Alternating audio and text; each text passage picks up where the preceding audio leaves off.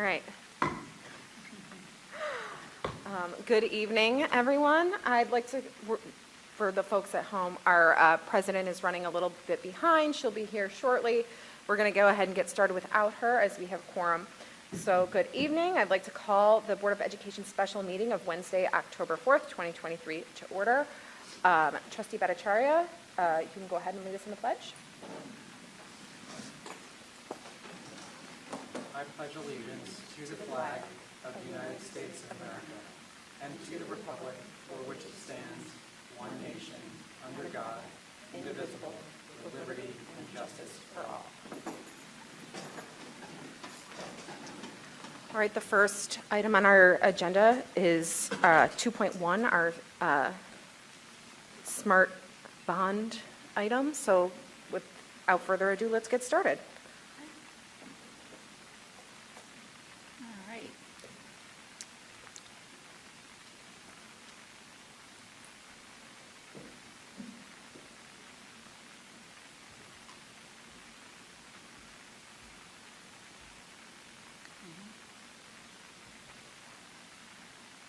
Okay. All right. Good evening, everybody, and welcome to our work session. Welcome to a conversation around what I'm going to call a vision for 2030. This is just for my purposes because being new here, I dove deeply into the long work that the school district has engaged in for close to 20 years about its attention to facilities and trying to meet the needs of kids. And I took a look at the very recent work that started in 2020 and the timeframes associated with it. And this was clearly a vision for the future. So right off the bat, I want to thank everybody who is involved in this, the countless number of people who are involved in different committees, the visits to different places. And again, just as someone who is new here as well, to kind of get a balcony perspective on the work and what was here and do it in a respectful manner of everyone at the table. We're talking about taxpayer money and our kids. And in that context, we want to give respect to all voices and to all thoughts in our planning of this. So I want to talk a little bit about how this school district engaged in facility master planning. Over the years, there has been a significant capital investments in the schools. And they occurred through community-approved bonds, budget items, and they were made regularly, and they did such wonderful things as basic systems upgrade, security upgrades. I had our assistant superintendent for business print me out a list of boiler upgrades, security upgrades, adding an additional classroom, fixing a track, doing asbestos abatement, taking a look at a roof, a generator, all these really necessary things. And I think all of us who are homeowners would do on a regular basis, right? You have a home, you're raising a family in that home or sharing it with your partner or maybe yourself, and you've taken a look at your kitchen and you replaced the appliances and you've maybe upgraded the ventilation system, you might have added on an additional room or et cetera. But again, at some point you sit back and say, is the house that we renovated with mindfulness and efficiency serving the purposes of my future and the future of my family? So that's the question at hand here.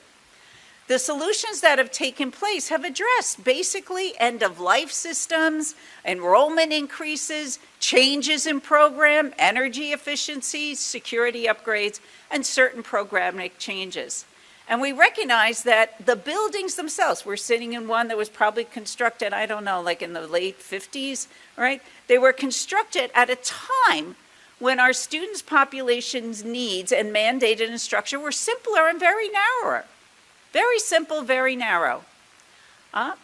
Today we recognize generally that our buildings no longer provide optimal teaching and learning environments, and I'm going to give you lots of specifics about that this evening.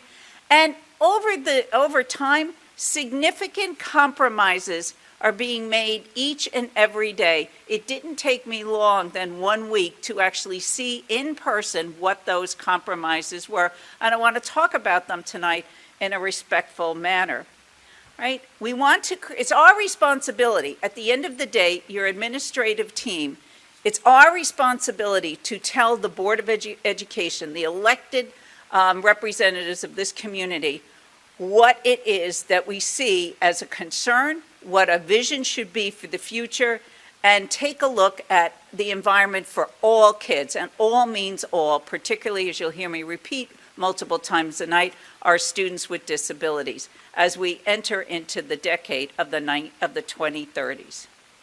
Okay? This current work for this new facilities framework, and this facilities framework, some people call it a master plan, includes use of capital reserves and the possibility of going out for a bond referendum, of which this Board of Education hasn't officially voted on that at this point. Right? Here's my 3,000-foot view and the questions that were asked, and they're super important. What 21st century instructional needs are not being addressed sufficiently? This district won one of the most competitive grants in the state of New York to do school-to-career work, starting in the middle school. It's in the form of technology. If I go back probably 40 years ago, in a middle school like this, we would have seen a wood shop and a tech center and maybe a home ec kitchen. Today, the expectation is we have labs for 3D printers, that engineering and technology come front and center. And if you see the perspectives of that significant grant that this district won, it really is all about what are those science and technology skills needed, and starting in the middle school to go from school to career. The world is changing in terms of what post-high school looks like. Next one is what compromises have been made that no longer should be made? What compromises have been made what should no longer be made? And I will give you specifics about that this evening. Are the building limitations, the physical structure of which our life exists throughout the day, are they driving your instructional program, or are your student needs? Students that need 504, students that might need special sessions, students that might need an extra college course, this ability to expand to a grant. Is your building driving the program, or is this board, this community, and its students driving what's offered? What compromises have been made in programming, particularly at the secondary level, and are in danger of no longer working? And then last but not least, super important, what is the financial plan to leverage and maximize the significant New York State building aid and to use the capital reserves to minimize the local impact or cost of all of this to the taxpayers? I would be remiss if I did not give a huge shout out to Alida Zuber for her excellent work in this area. Okay. Deep conclusions for our discussion tonight. We have major instructional constraints in all buildings in this district. There is a key misalignment between needs and dedicated spaces. Instructional continuity, what we know about the true essence of a Princeton plan, is impacted by the current grade organization.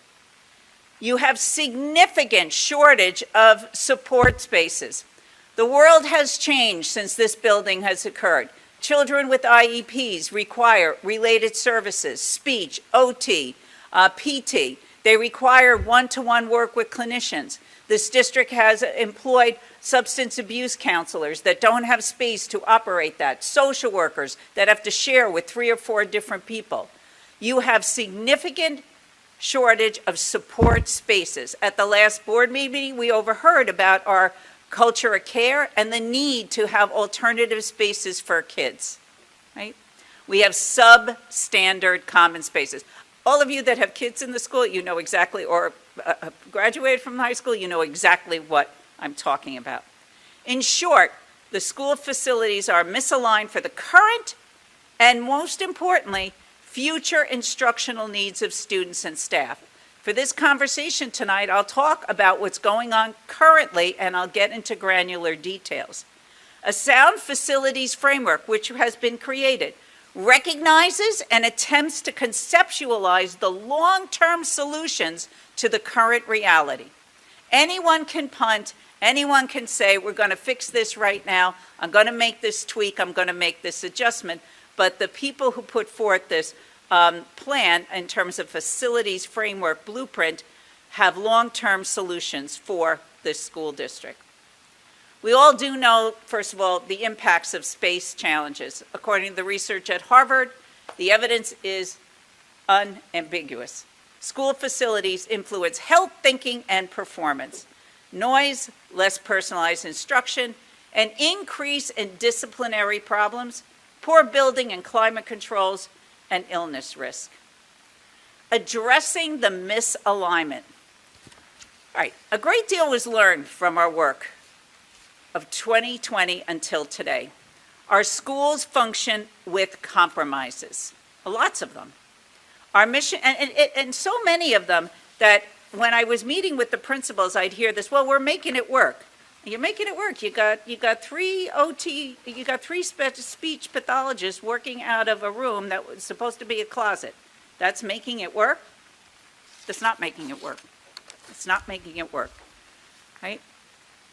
School construction takes a long time to research, analyze, develop, engage, and realize. It takes years, in fact, and this district has engaged in that really tough work. You have to execute a plan, a vision, that requires you to anticipate, all of us, in the need for change and the case for it. That's a very important part of our work tonight. And for some of you, this is iterative, and we've been there before, but it requires this balcony view. The longer we wait, the more things cost, and the longer we wait, the more kids miss out on the benefits of an improved instructional environment. So let's take a closer look at what are the important pieces of this district's facilities framework, right? You've got an elementary school section, which I will go into, middle, and then high school. And as you think about all of these, I want you to think about future-ready needs, okay? In the elementary school, classroom space is over 100% room utilization, and class size is at the higher levels. There is no more room for an additional section of a regular class. There is no more room in any of the buildings for an additional section of dual language. We have the demand and we have a waiting list. Music and performance groups do not have dedicated spaces. Often they're on the stage behind a curtain when in the cafeteria lunch is taking place and a teacher is trying to teach band, chorus, general music, or to run sectionals. Compromises use space, as just I mentioned, stages. Art is in a great deal of danger of becoming art and a cart, particularly at Claremont. They minimize the impact of a library in the elementary school because that space is now a compromised space for additional meetings, professional development, one-to-one tutoring, or all the different things that might be needed, right? I walked through Roosevelt and I saw through old wide hallways, people made closet space, which are basically offices for multiple social workers and speech folks, right? Multiple PE classes, sometimes up to 3, take place because of a lack of gym space. And then when you're trying to schedule, I used to do this a lot, particularly at the secondary level. When you've got your scheduling of gym being so tight and so restrictive, that then, if you think about an algorithm for scheduling, impacts how that principal can schedule everything else because that space will take priority over everything else. So you have an impact on program and when things should happen. Common spaces are overused, and due to limited cafeteria space, lunch periods start early and end late. So just an aside on that one, I'd like to read to you some of the conversations and data I received from, let's say, Claremont, right? Just to give you context for this conversation. They have 4 AIS teachers sharing one room, 4 ENL teachers sharing a room, social workers sharing a room, Speech teacher sharing an office with 2 occupational therapists. 2 speech teachers sharing a room with a math AIS teacher. The AIS teacher meets in groups on the stage and does so during instrumental lessons, all right, academic intervention services taking place on a stage while music is taking place in the main area. We have compromised the library by cutting it in half to make a classroom and sharing it with STEAM. 40 children are meeting in a room to receive ENL services because we have no space. And on certain days when they're doing PE, when consultants come in, which is all part of the work that we need to do, art, music, and STEAM all go on a cart those days. That's just Claremont. That's what I mean when we talk about compromises being made in program. The need to break out another section of any grade, you will be giving up the art classroom at Claremont, and your class size is high, and there is a demand. Right? That's just one of the things when we talk about here. Right? Roosevelt. 1 grade school is inefficient and it impacts instructional continuity. For all of you who know the research behind looping and combining different grades with others, when I was speaking with many of the staff at Roosevelt, they love the school, they love their kids, and feel that they just get to know them when they have to say goodbye to them and send them off to A&D. So again, in the true spirit of a Princeton plan, that's a concern. All spaces in that building are utilized, and despite creativity, compromises abound, and it is not ADA compliant. For general education and for students with services with disabilities and those with 504s, all classrooms do not meet the SED requirements for size. You have multiple lifts and elevator upgrades are needed. And your footprint in that building limits expansion. Some people will say, well, it was a district office. Let me give you an example of what that means when it's not ADA compliant. You can put an office for someone that might, or they could share an office space downstairs, but if you don't have access to a classroom and one of the students might have be on crutches or be in a wheelchair for a while or just can't have access, the entire class will have to move downstairs to another classroom, and that classroom will have to move upstairs to take that classroom over. That's what you do when you have a situation like that. All right? It's a significant and expansive challenge also if you choose to renovate that building while children are in school. I did a project like that. I renovated a gigantic high school while kids were in it. You have to have safety systems. You have to have backup systems. You have to have fire watch systems. You have to have construction people there. You have to, on a weekly basis, identify what work is taking place, and it will take you more time, and time escalates cost on this. It can be done, but a tremendous amount of careful planning around student needs. And we have, with many of our kids today, that's an older building, if you think about sensory integration issues, noise issues that go surround it, and the impact of that footprint, where do you do staging areas, where do you put construction vehicles, where do you do swing spaces, how do you create swing spaces in a building that has no space? There are significant challenges of upgrading this school to be ADA compliant. It can be done, it will cost a lot of money, and it will take a longer period of time. Continued use, by the way, of Roosevelt also necessitates the annual rental space of 400 Executive Boulevard for the district office, and for O Prime, and for many of the programs that we want, and people would prefer to have that right smack in the middle of town to be at the heart of this community. Okay, AMD. Room utilization during certain periods of the day is over 100%. Compromised spaces and very crowded hallways. Students feel the need to shove their way through. It creates overstimulation, anxiety, and tension. Common space utilization. Your cafeteria, gym, and library cannot meet the demands for spaces. There are compromises there. You have shared spaces for the neediest of children. Reading and speech are delivered in small shared spaces. Think about that. You're a speech teacher and you're trying to deliver services to someone else who's trying to teach an AIS math class in the same room. There are multiple setups for labs and music due to shared space. Think about music. Those of you who understand music, right?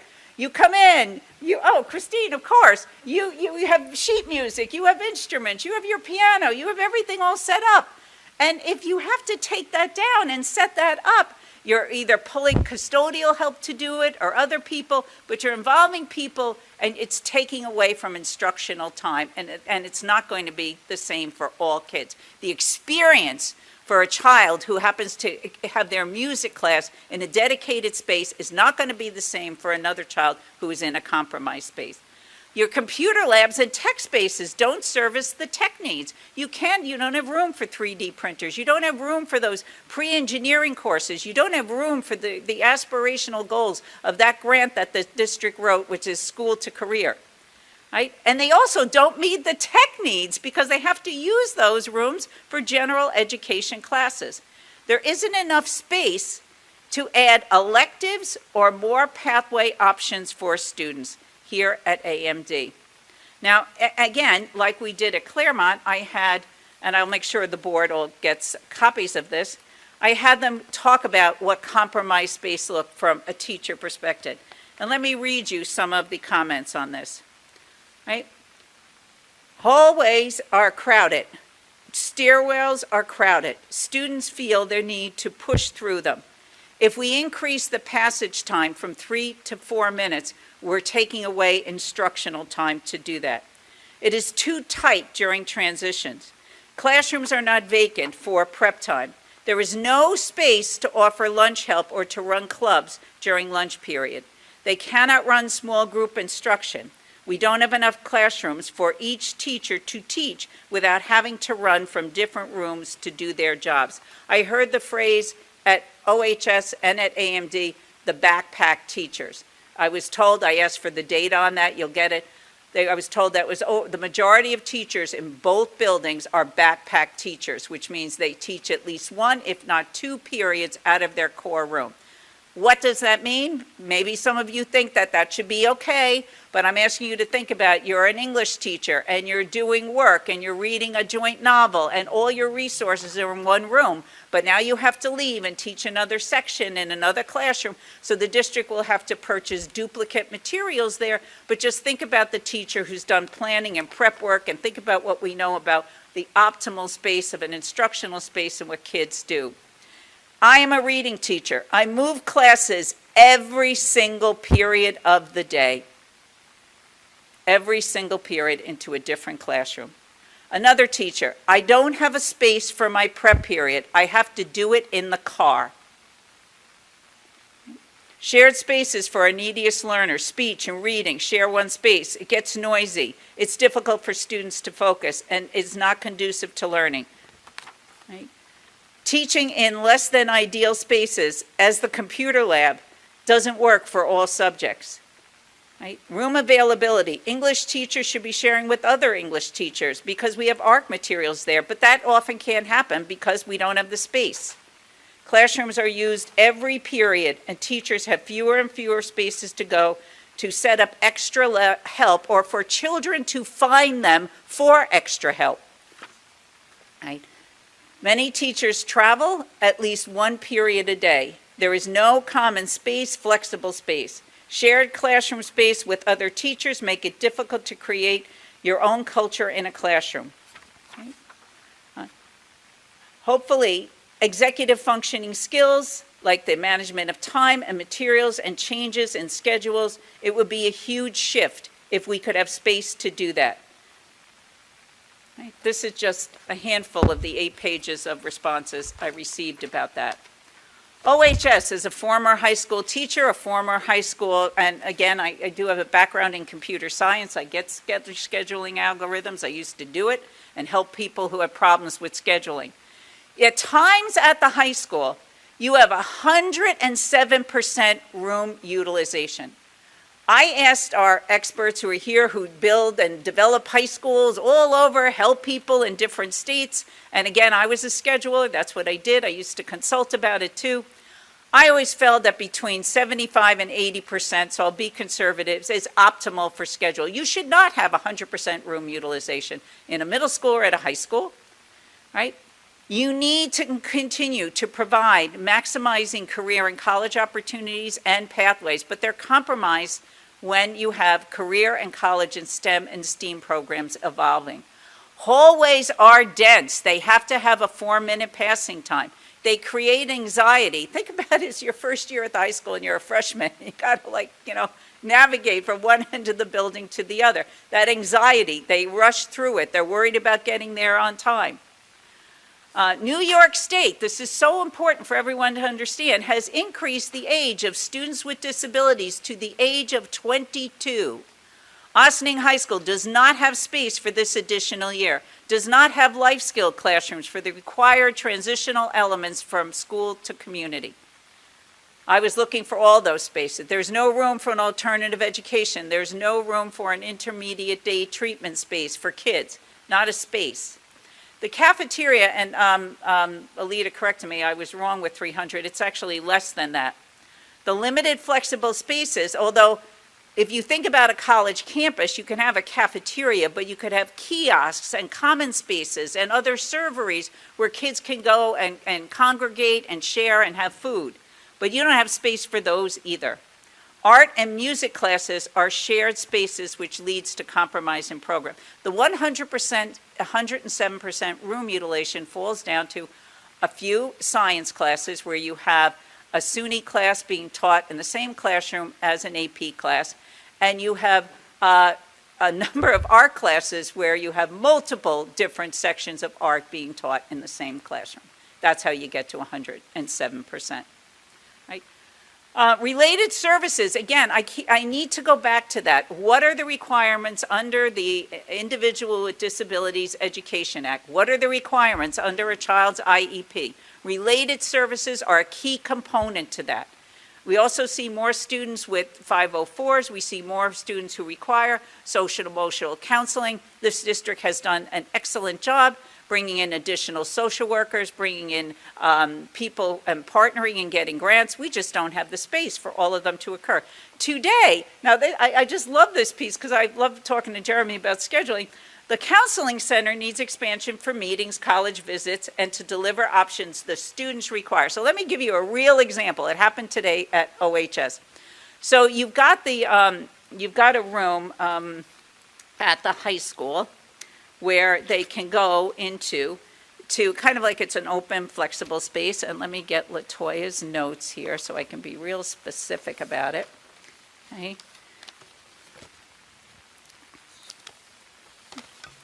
Right. So you've got the high school actually needed to hold a session for a college visit. Apparently, when NYU comes, and there are a couple of others, they get over 25 to 30 students to do that. They try to hold it in the Hall of Fame room, but they can't always be guaranteed that that's not being used for testing for a student that, a very special or important need, or for example, if a teacher who's sharing a space wants to go to another space so they have an independent lesson. So they end up, it happens fairly regularly. I said, Jeremy, I want the list of it, where you get a college visit, they have to scour the building to see what room may be open if a teacher isn't using it or meeting with kids just to schedule a big space. Sometimes they have to move the college visits into an office that can only hold 8 people. You have an increasing number. I'd love to see more colleges come and visit here. You don't have the space to do that.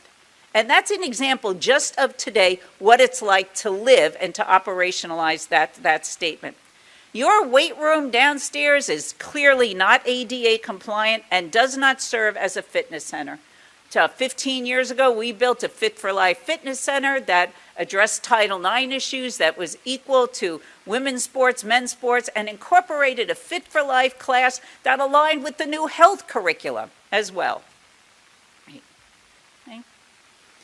Your contours of your facilities framework, just based on that brief overview, involves 5 components to it that was part of the plan that was presented.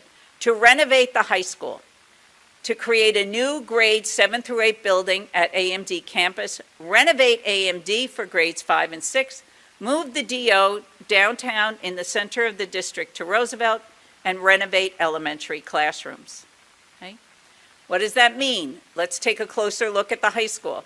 You're going to create more instructional spaces for academics, arts, and athletics. Remember what I said, if you got 107 room utilization for 2 periods a day, in order to have that work at 80%, you'd have to have pretty much a 27% drop in enrollment just to make that piece work according to the scheduling algorithms that are set up for success. When you have lower density in hallways and alleviate congestion, it improves student behaviors. So many of you as board members saw that. You asked that question last week. You need space for related services. You need space for speech, occupational therapy, physical therapy, AIS services and classes. You need space for counseling, psychological and social workers, and for guidance and school counseling. You need space for special education, particularly for the life skills program required of students with disabilities 18 to now 22. It is a requirement under the law. If you don't do it, you will pay money to sending kids out of district with tuition for that. I'm a big believer, as you know, special education near and dear to my heart. The more we can educate our students in their own district, the better it is for families and for kids and for communities, right? You have to address Title IX issues and support a Fit for Life center for PE and health, okay? Renovating the church building, inclusive of important site improvements. You have STEAM, STEM, and dance theater additions and spaces.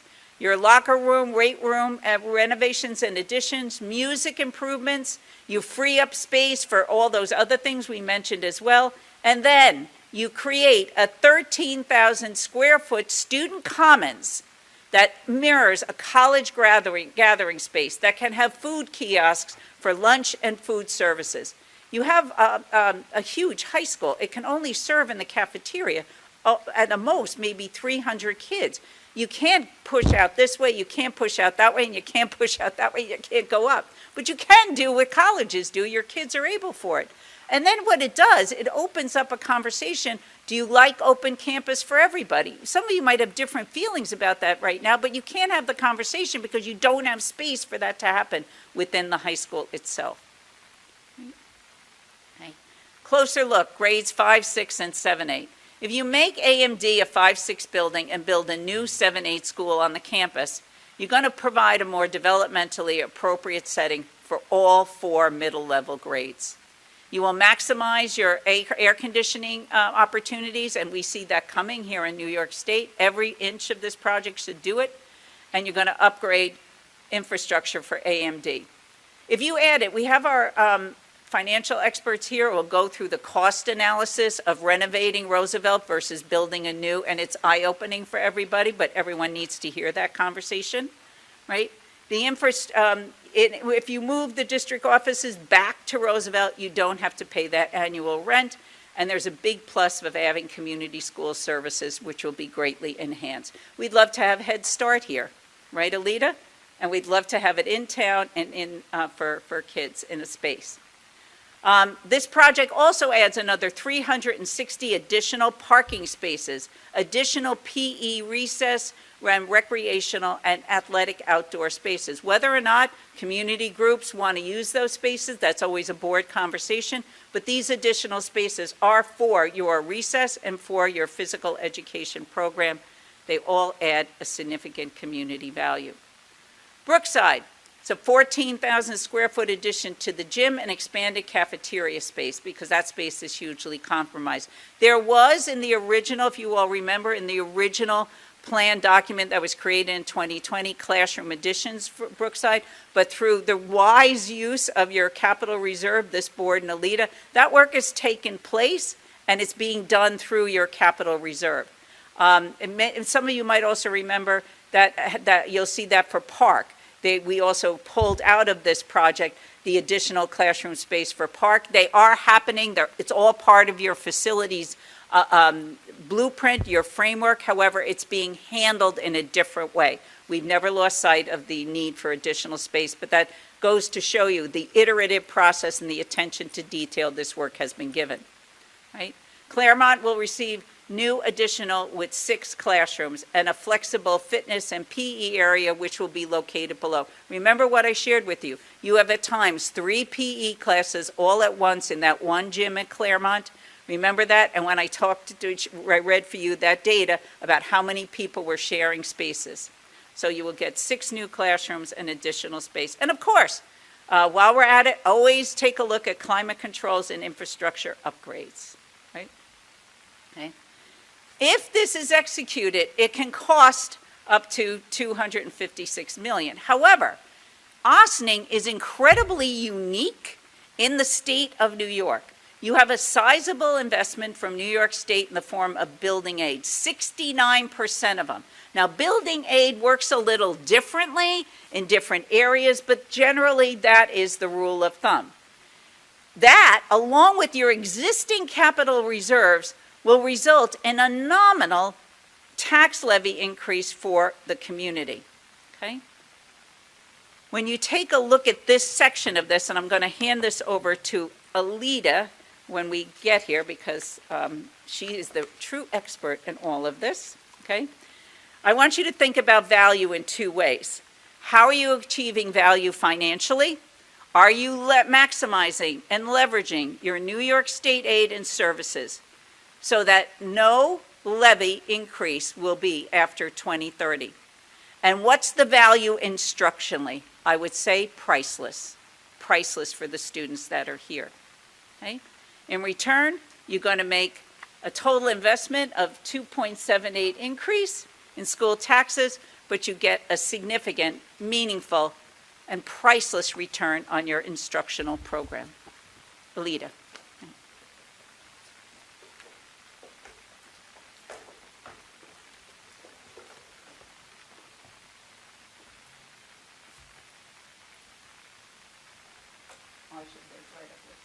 That's okay.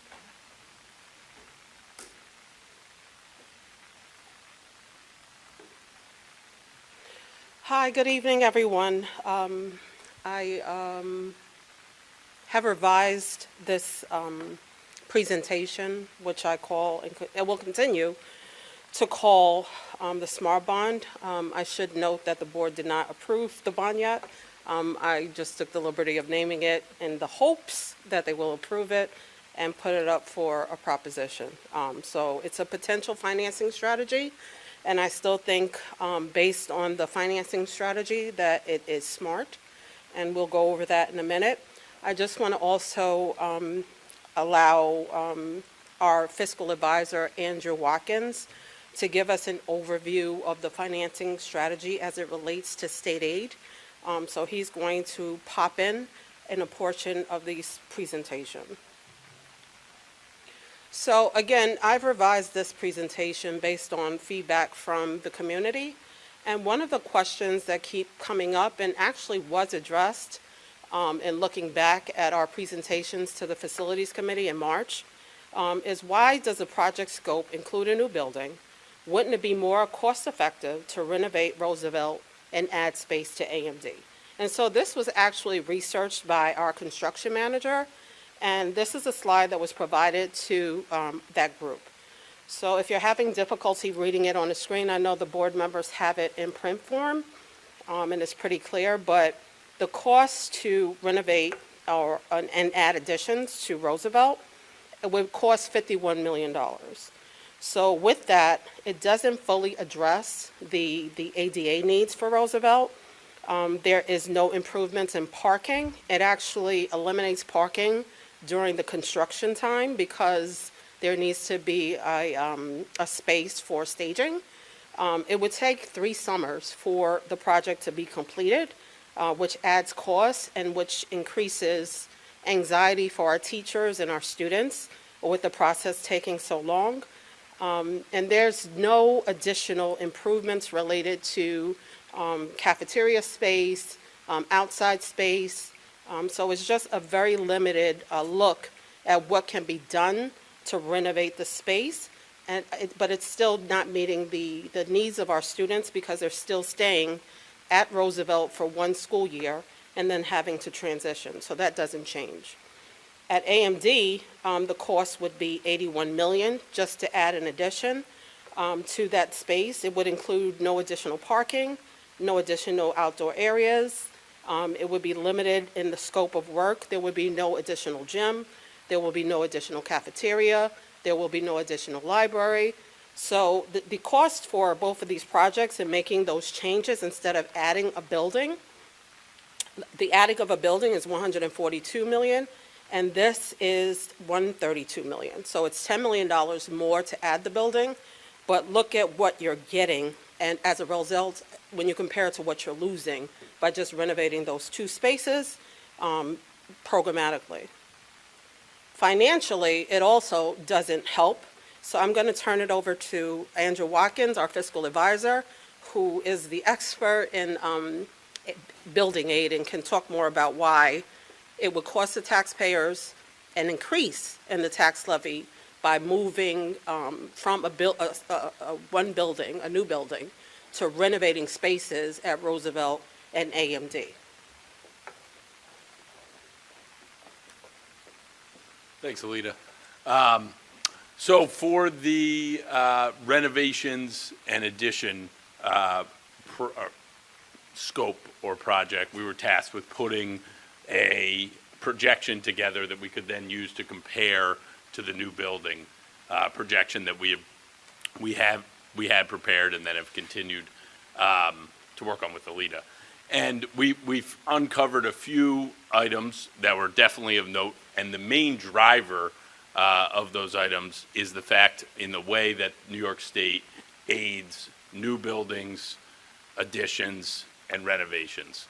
So when New York State aids a new building, they pay that building aid over 30 years. When they aid renovations, it's over 15 years, and over additions, it's over 20 years. Now, in the whole scope of this project, with the new building included, we have also renovations that would be aided over 15 years, but the total amount of aid would go out 30 years because of the new building. And that allows us to structure the payback or the debt over those 30 years, and paying back $255 over 30 years allows us to keep the yearly payments smaller or less of an increase. When we take out the new building and the aid for the renovation and addition is implemented into the project, it decreases the aid into the 20-year payback period. And in the 20-year payback period, the annual payments actually increase. So the tax increase would increase because additional funds would be needed from 1 year to the next, creating the burden on the district to levy those taxes in order to pay that debt service.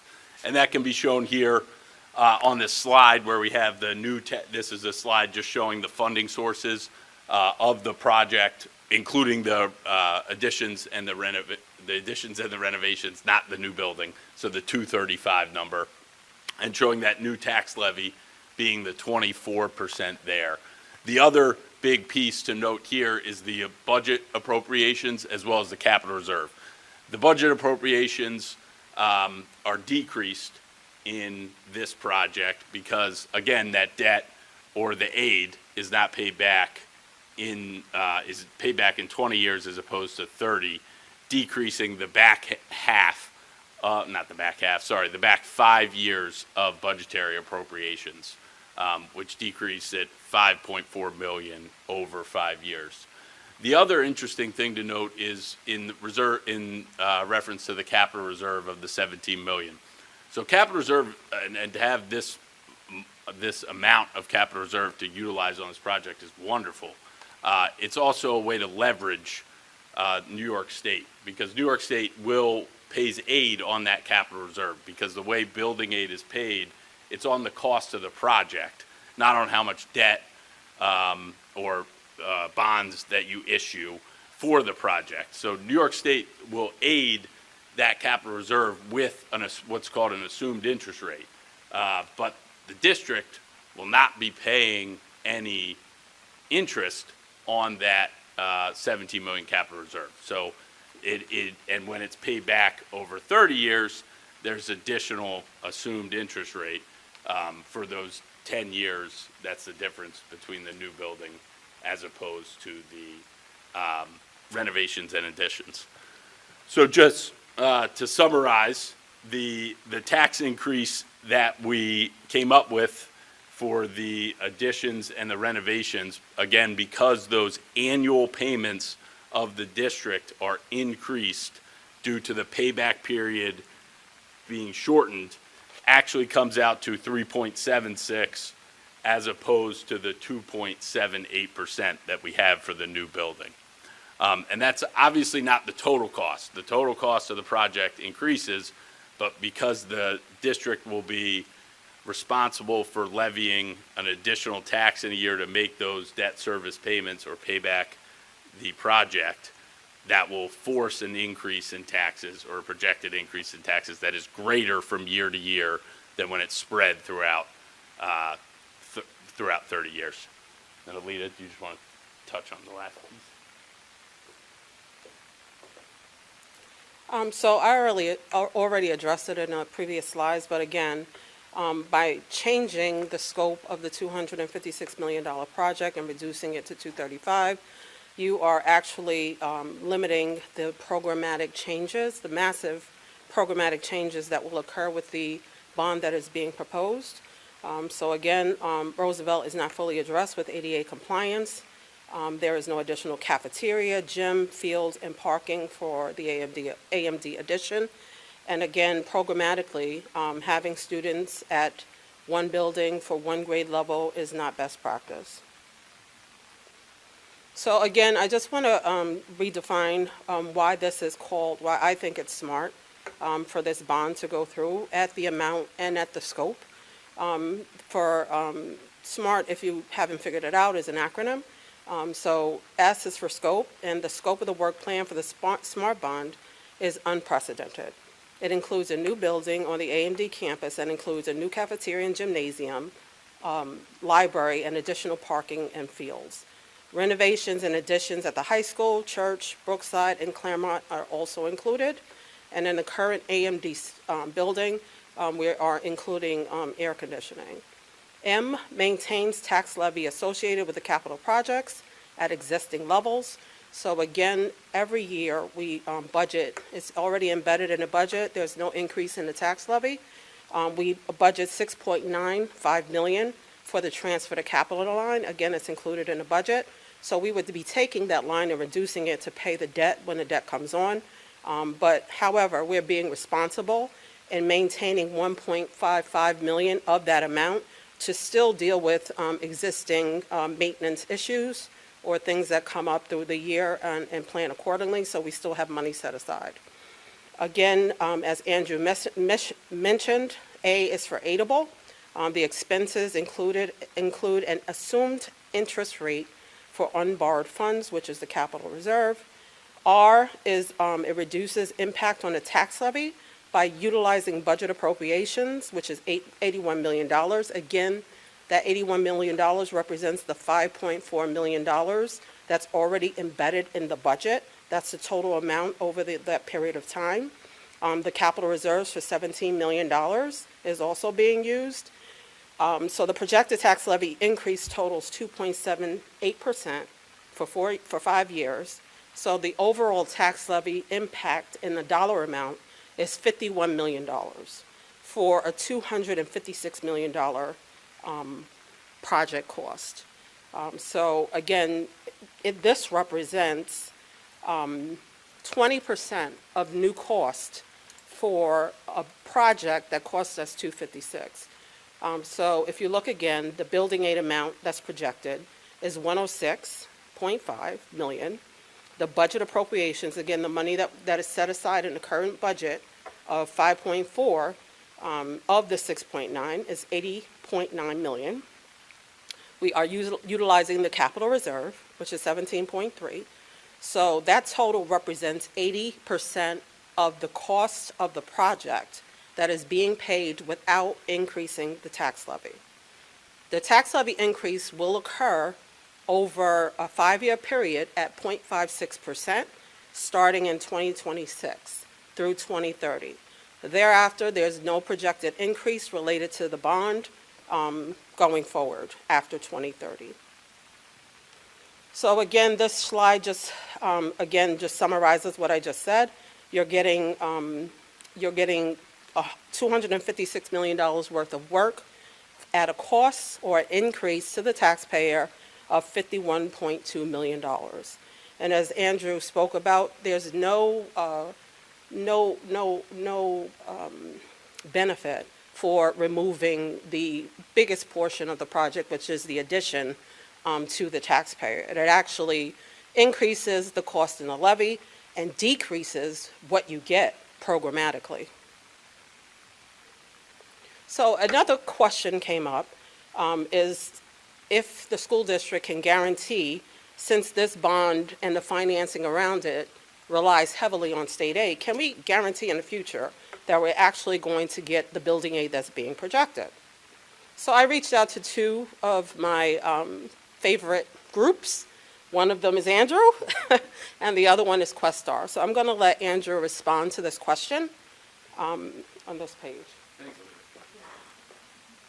And this is actually, we do get this question a good amount, just being in our business of financing for capital projects and doing aid projections and then structuring debt around that aid so it's most beneficial for the school district.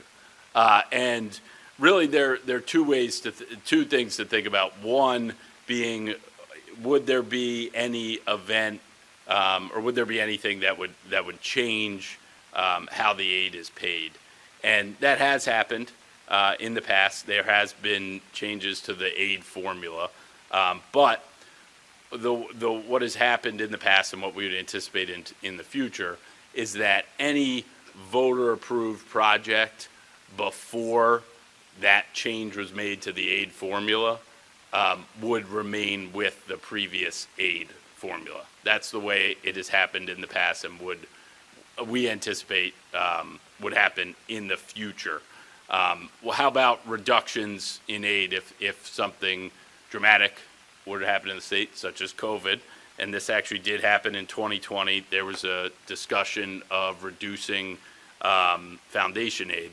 Building aid is what's called an expense-based aid, and it is all expense-based aids in 2020 when they discussed this were held out of this conversation, were held harmless. So we would anticipate in the future that would maintain the same. And then the third piece is that New York State building aid is written in New York State education law, so it would need a legislature change or legislature pass to make any modifications to building aid. And most districts in New York State do issue debt to fund capital projects and receive building aid as a portion or all of their payback for those projects. And so if the state were to reduce building aid or change building in some way, it would obviously create a large risk for default of a lot of school districts across New York State. So it would be very unlikely for that to happen or for legislature to have that push to make a change where that would be a ramification where school districts in New York State could default.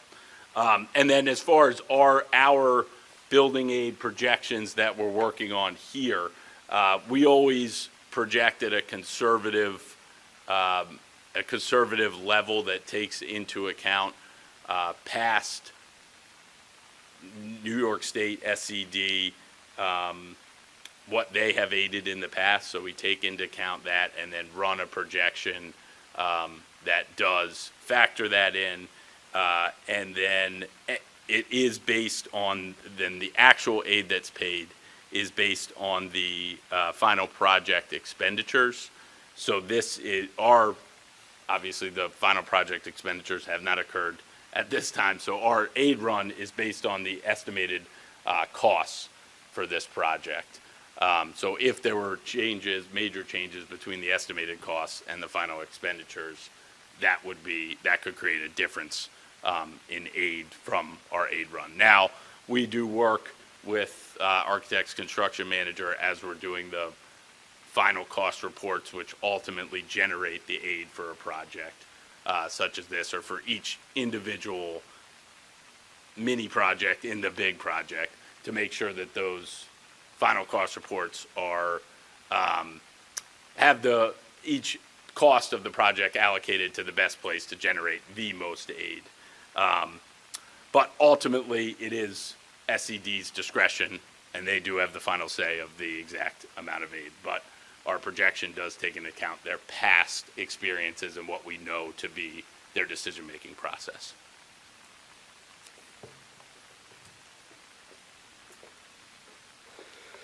So when we talk about building aid, there are factors to consider when SED calculates building aid for the school district from year to year. Every year it changes based on actual data. The data is based on 3 years prior, so it's not as a result of the current year, it's based on years before. So one of the factors in determining what building aid is for school districts every year is the actual value. So that represents the full value of all property on the tax rolls for Ossining School District. Historically, actual value has only shown modest growth for Ossining, and for us, there's not much vacant land where you would see massive growth in actual value. So when we look at our actual value in comparison to the statewide average, it's lower than what the statewide average is. With regard to enrollment, building aid does take into account our WADA, which is a resident weighted average daily attendance. Historical district trend has been an increase tied to enrollment, as we all know. And then what's happening throughout the state is there is a decrease in enrollment. So the difference between Ossining and the state average is much higher. So the projected trend of a decrease in enrollment in future years that we think we're going to see, but probably not as dramatic as the increase that we've had over the last decade and a half. So we do know that we are going to see some minor enrollment decreases, but it certainly will not have a large impact on our building aid. Our district would have to have a decrease in enrollment as significant as the decrease that's being seen statewide in order for the district to have a significant change in its building aid. Ossining enrollment, like I said, would have to decrease at a faster rate than the rest of the state to change the building aid ratio going forward. So in 2007-8, our building aid ratio was 28.6%, and again, right now is 69%. And again, it's going up based on those two factors, our actual value for our tax rolls. And again, it's based on data from 3 years ago, and then also our enrollment is also tied to what they called our WADA, which means that it's weighted based on the type of student. So those two numbers, we don't anticipate such a change in Ossining causing a major impact on our building aid ratio. So with regards to the timeline, it's very important that we make a decision. If you look at the presentation from CPL, the information provided from CPL, we strategically came up with a March 19th vote. I remember now that the vote in 2012 was in March. The one in 2011 was in April. So this is similar to what we did in the last bond. So we would need to make a decision and the board approve the bond in January. Obviously, this is all based on information that we received that we receive as part of the seeker process, which includes the archaeological study. It includes the SHPO response. It includes the traffic study. So it includes all of that. So that date is something that we felt that we can achieve, even with the unpredictability of the final reports related to seeker. So again, the board needs to make a formal decision, and just the way you adopt the budget by a certain date, you have to approve putting a proposition to the voters for the capital bond at that time. So with that, I will ask some of our consultants to come up and sit with us so we can have a conversation. So who we have here, Andrew, you can have a seat. There's a space for you. So who we have here is Andrew, obviously, from Fiscal Advisors. We have our representation, Chris Hanneberg from ARIS. They're our construction managers. And then we have one of the Chris's, Chris Ladani, from our architect firm, Clark Patterson Lee. And I will sit up here just in case there's questions for me. I'm sorry, and John Federico, I'm sorry, I didn't give you a table thing.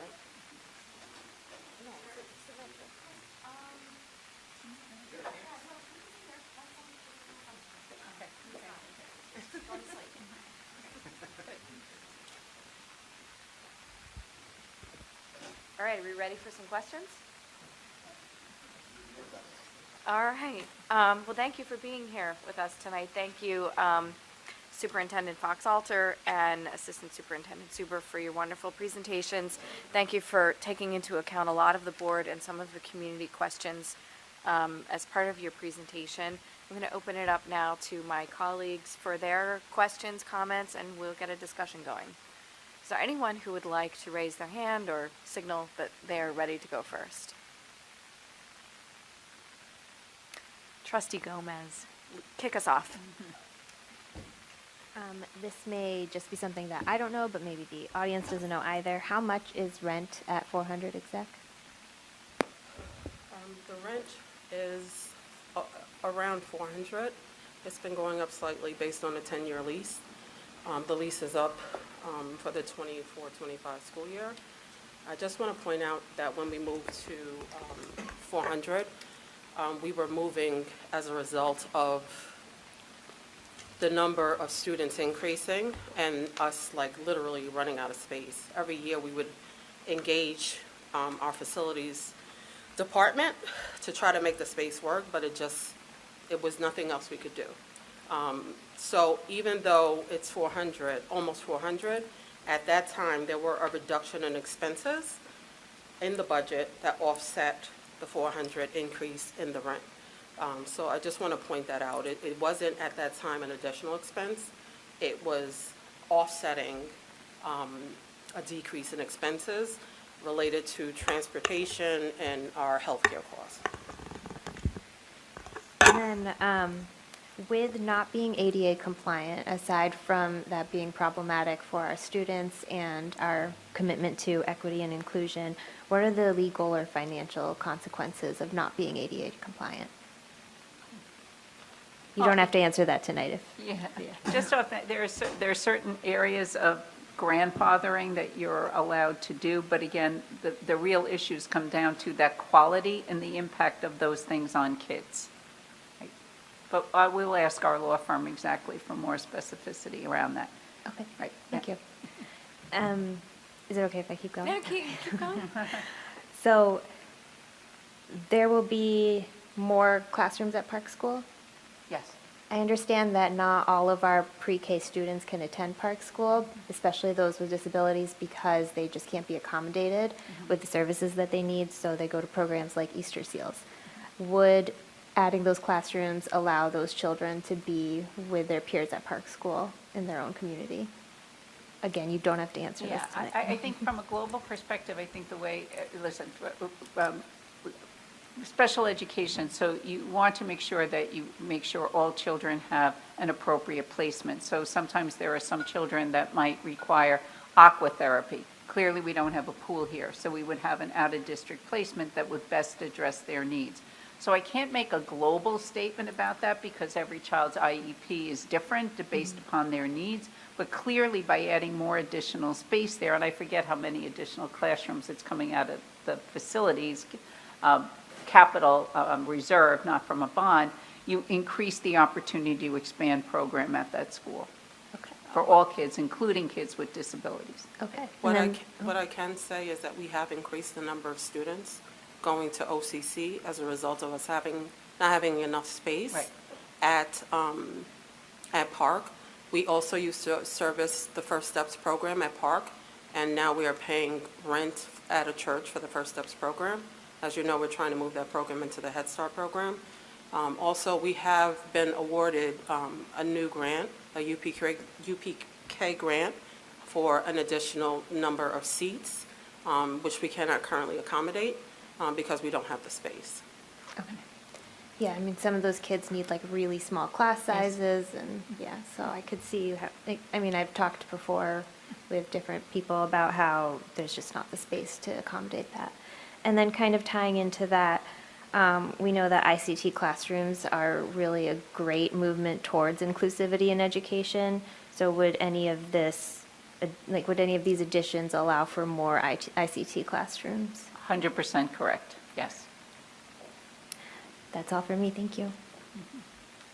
Just to piggyback on that, and this could be district-wide, but would we be able to have the option to have some ICT dual language programming classrooms by making some of these space changes? Well, yes, anything is possible. Right now, we have, as I mentioned before, we have a waiting list for dual language programs. We just don't have the space to open up another section right now, and that has become incredibly disappointing to the staff, to the, to the parents, to families. At my first summer block party, I was approached by a parent who moved into the community recently, and that was her number one concern. I moved in here for dual language, and I can't get into it because the sections are full. That was the very first conversation I had at one of my events. So again, obviously every single year, the Board of Education hears budget proposals about additional staffing. So to talk about, because that could be a question, right? This new building, all of this, will this involve more staff? It will involve more staff instructionally if the board feels the annual budget will allow for more ITC classes, more dual language sections. That would always come up through the regular budget. What we see here in terms of additional staffing, you would move your Roosevelt staff over to the new building. You wouldn't need new staff there. You have additional square footage for cleaning, so you could see an additional custodian or maybe additional cleaners. But the conversation about additional instructional staff will always be part of the annual budget discussion that the board goes through. Okay, thanks. Do we have any other questions from trustees? I have just a couple clarifying questions. So I know, Ms. Fox-Alter, you mentioned, we're, at risk of having art on a cart at Park School. And Claremont. They'll be the same kids, actually, because my own daughter is around that age, who had music on a cart at Park School, I think 2 years ago. And we may remember, we thought we were going to have it on a cart again, I think at the beginning of last year. And at last minute, we were able to condense kindergarten section in order for our music teacher at Park School to have his own space. So we are still very much on the cusp of needing these things kind of all over. They pop up.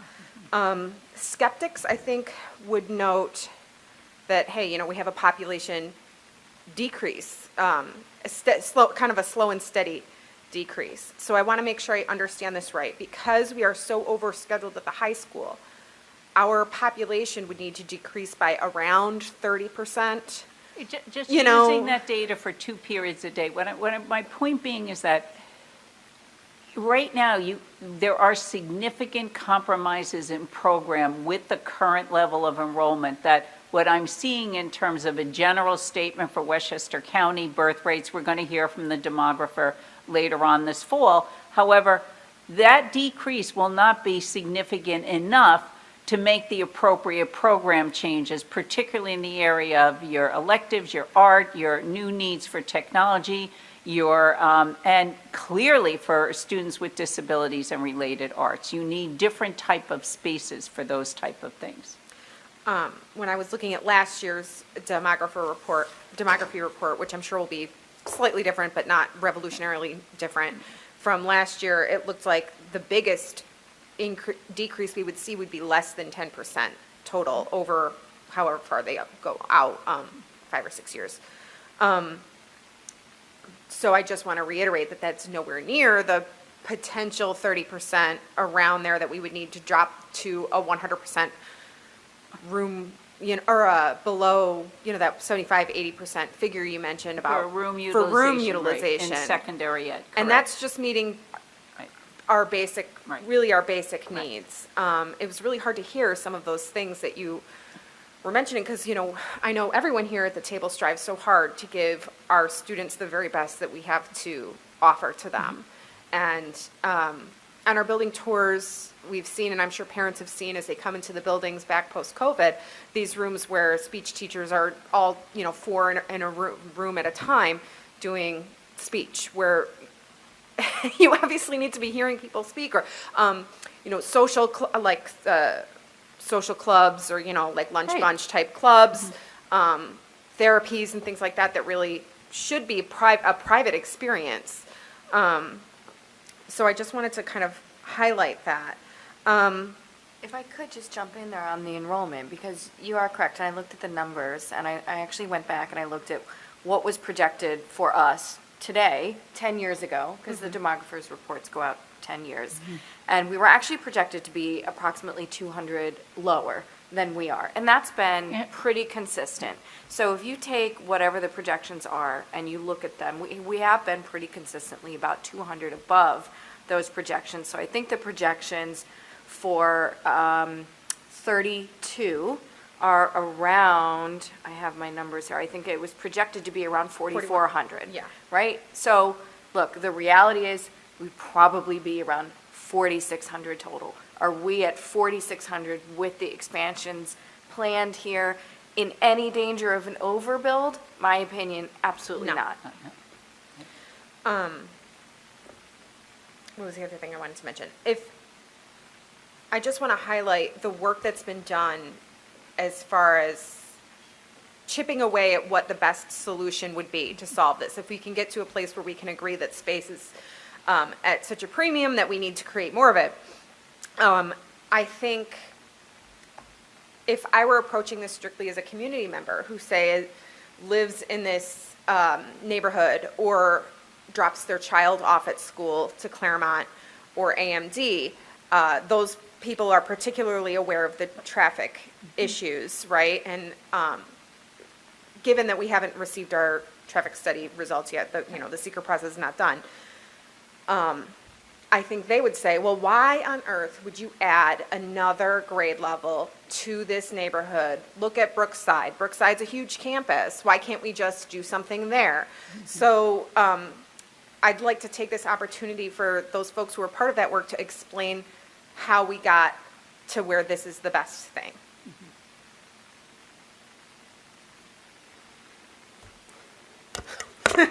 Thanks, Alita. Take it away. Yeah. And I know this is a big question, right? Because I know it was a long process.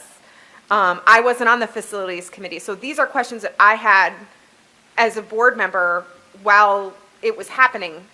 And I know with the community members I've talked to about this, there's confusion about why,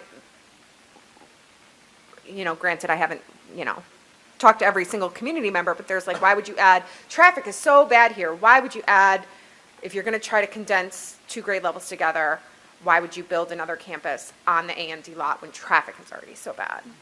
So you said Brookside originally. Yeah, I said, if I'm a community member, I look at like the plot of land at Brookside. Like, I would never suggest we would expand Park School, for example, because it's totally landlocked and you can only build up.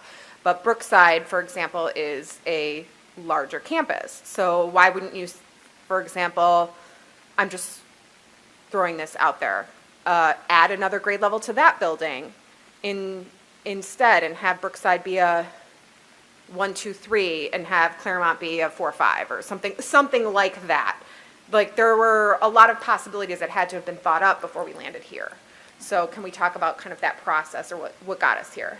So from my recollection, we did have conversations last year with the facilities subcommittee, and we talked about moving the grade levels from 5 to 6 and 7, 8 because of the aid that we could achieve with that grade level. And again, when we talk about building a new building, we're going to get more aid as a result, as we just presented. We have been working at Brookside to expand the spaces there based on increased enrollment. So looking at expanding the building at Brookside and also adding additional building at Brookside just wasn't part of our discussion.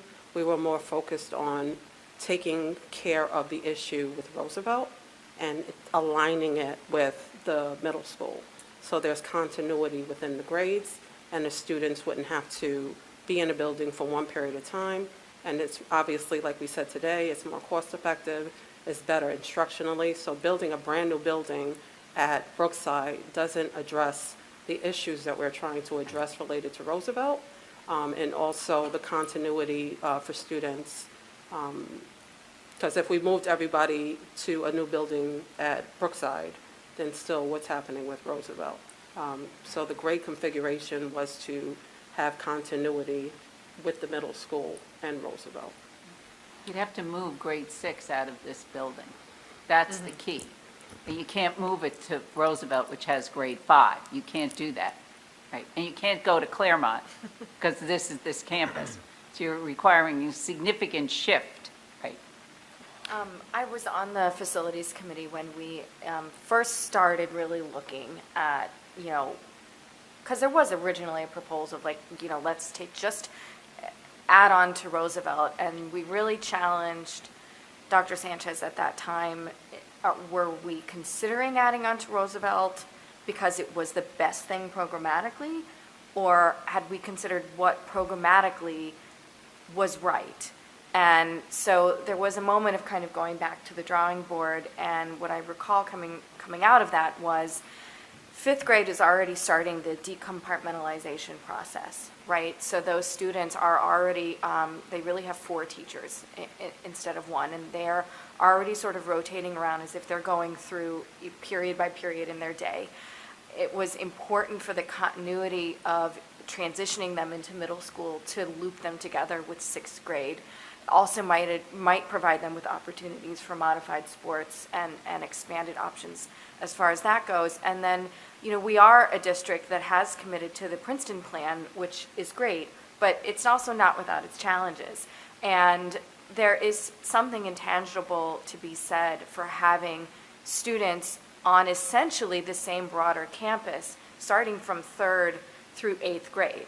Right? And so that was kind of the lens through which it was looked at. And I know that Dr. Sanchez went back to administration, went back to those involved in SEL. There's also an opportunity to have clinicians who are essentially following students from 3rd grade, be able to interact with them all the way up through 8th grade. And as we know, that's such a pivotal point in the development of these students. So that was another factor. And then, we understand the issues with the traffic. However, the new building does allow for 360 parking spaces. And I know that this community in particular around here does have some significant issues with our limitations on parking. So that was sort of thought to be that's a bonus, that will help.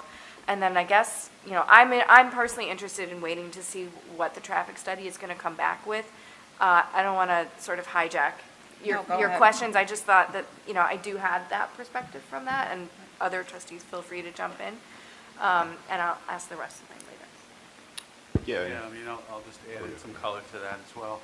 I think what you're asking is at Brookside, because at Brookside you don't have enough space to add a whole other building. You don't have fields, you don't have parking, you don't have all that stuff, and you don't want to push that up against the property lines of those homes around there, right? So I think it is, why not add another grade at Brookside if that's the question? So elementary schools, we didn't think it was a good plan, or it wasn't advisable for any of the consultants to have a 1,200 student elementary school at the end of the day. It's just not typically standard in the county and anywhere, and that's a lot of little kids to have in one building together. So that was a big part of. Prior to even the earlier bonds, there was a proposal to expand Claremont and do something similar over there. And again, that was part of the challenge is that do you really want your elementary to be like the size of a middle or a high school? And so I think that's part of how the plan evolved for basically leveraging the 7-8 building, which also would open up to a whole new traffic area that wouldn't be reliant on just what's existing today. Yeah, and if I may add, I know traffic comes up a lot. I know previous meetings, Roger and I have talked about traffic, and, you know, it's nothing that we're dismissing by any means. And with this plan, there are traffic improvements like the parking spaces, more elbow room, more circulation space within the area, and also potentially an extra egress road out to Stormytown. So I think traffic is an issue holistically in Ossining, and it definitely is a challenge and could be a headache. But within this plan, we're looking to improve it, you know, so. Thank you. No, I feel like I knew the answer to this question, but I also feel like it's important for us to explain our thought process up to this point. So I appreciate my fellow trustees jumping in who were on the facilities committee and part of that work.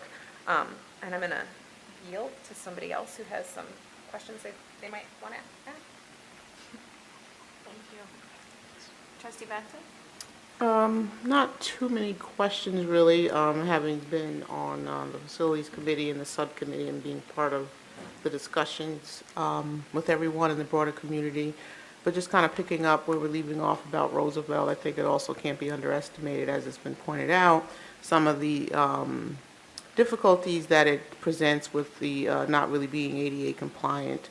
And also just the size of that campus, if anyone's ever been there or has a child there, it's very tight as far as the space for recess, space for parking, and just how you get in and out of that campus is just very strategic. But in terms of the ADA compliance, the impact on education there, and how if you are a student who has certain mobility devices, but depending on what part of the building you are in, you have to go outside of the building and around into another entrance, regardless of inclement weather, to access different areas of the building. And I think that's something that, you know, we definitely are trying to address by making sure that that campus is, you know, I think that's a good idea to have that campus used for something else while we try to get it up to, or seek to get it up to ADA compliance, because there are just so many hurdles with that building, given the age of it and given what it needs as well. And I think just in the scope of what we're talking about, what we talked about last week around just trying to be more proactive to serve some of the needs that we know our district has, even around SEL supports and things of that nature.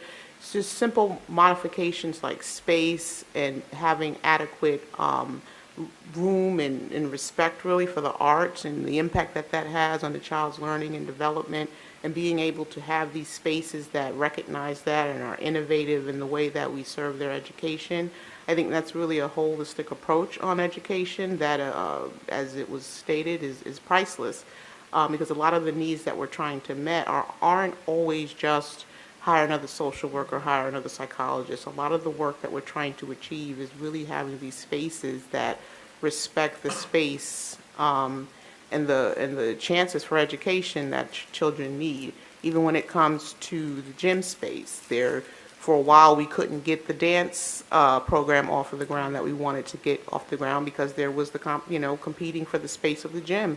We wanted to have that option for students to be able to use that as a gym credit, but but it was just really complicated. So that's another example of the building driving instruction instead of the needs and wants and desires of the student population.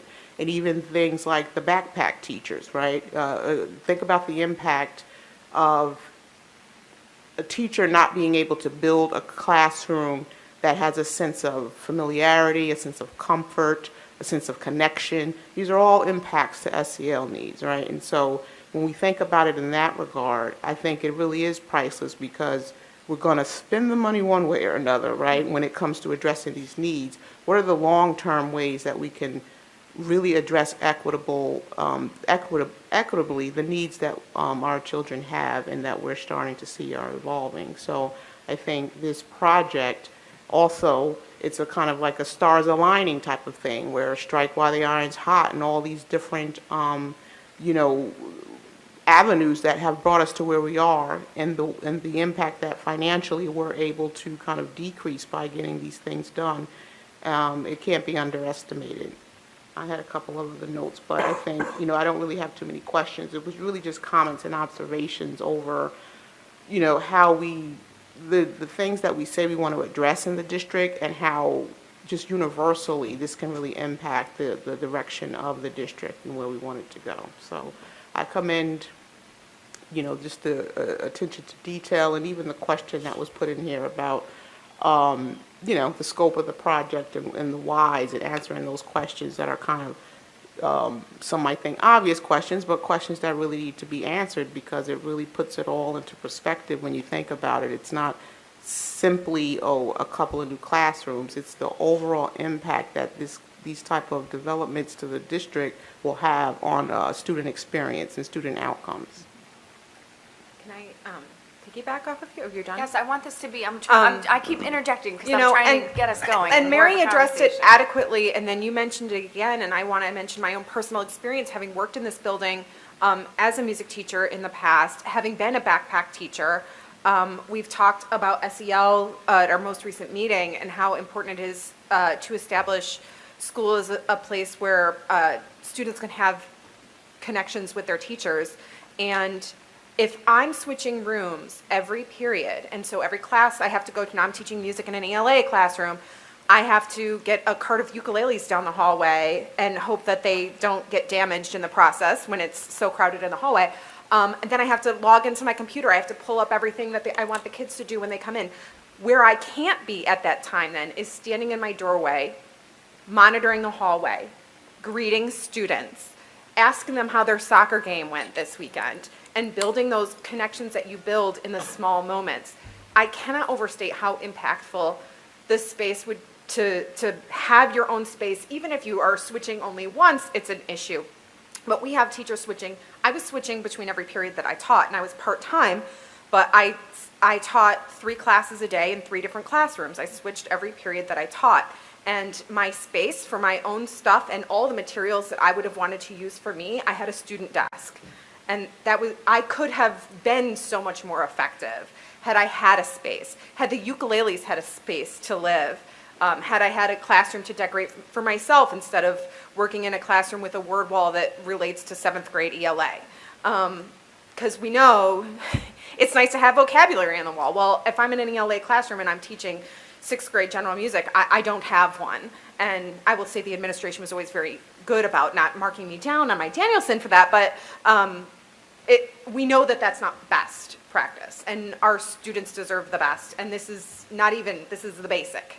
So I just want to reiterate, you said it, and then you reiterated it, and I wanted to reiterate it again. It's barely functional. And I use the word I'm being clearly honest as a new person looking at all this.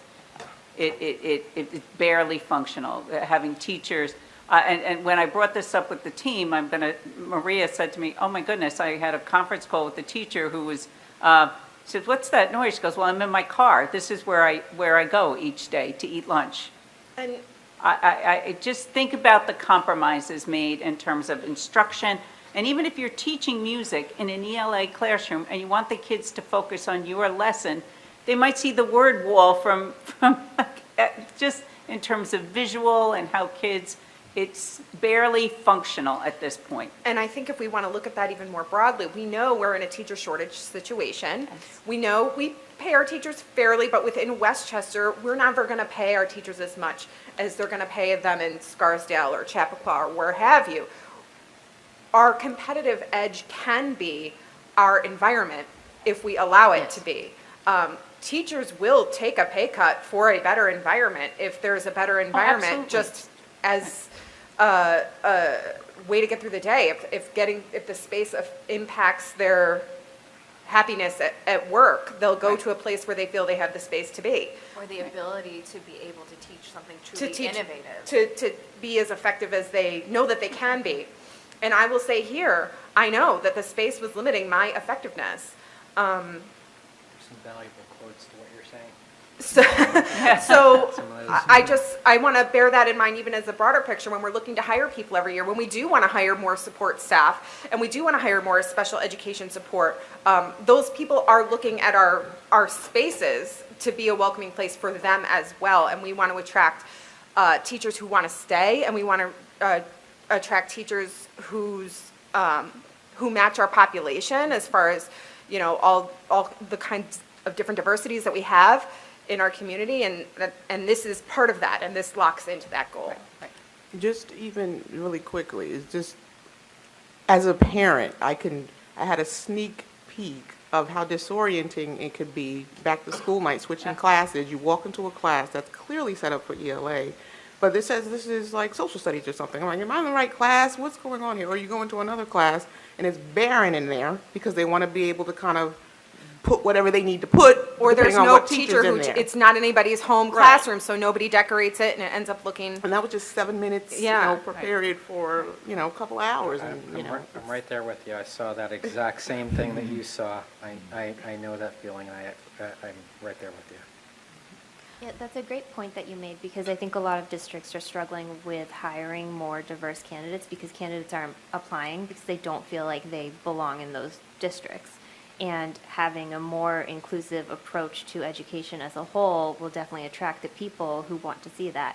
I mean, even personally, I'm obviously not an educator, but when we were looking to move to Westchester, we could have lived anywhere, and I actually did not hear great things about Ossining, and I ended up picking it for the diversity. I did want to jump on something that Trustee Banter was saying about Roosevelt and the ADA compliant. This is all great. I have a technical question. But I was wondering, what are our obligations to, let's assume we use it for office spaces, and we put O prime in there. Do we still have obligations to make it ADA compliant? Is it different when we are primarily servicing adults? Are we able to still have First Steps and Head Starts, for example, in the basement and be compliant? Is there anyone who can speak to that a little bit? Yeah, sure, I could speak to that. Let me just say on the big picture of that, making ADA compliancy for an adult use or like an office administrative use is definitely a lighter load for sure. And then Mary brought it up in her presentation about the, if you have any unique program, for a school or a class, there's a ton of unique programs, right? Between science, math, what have you. You would have to replicate that on accessible levels.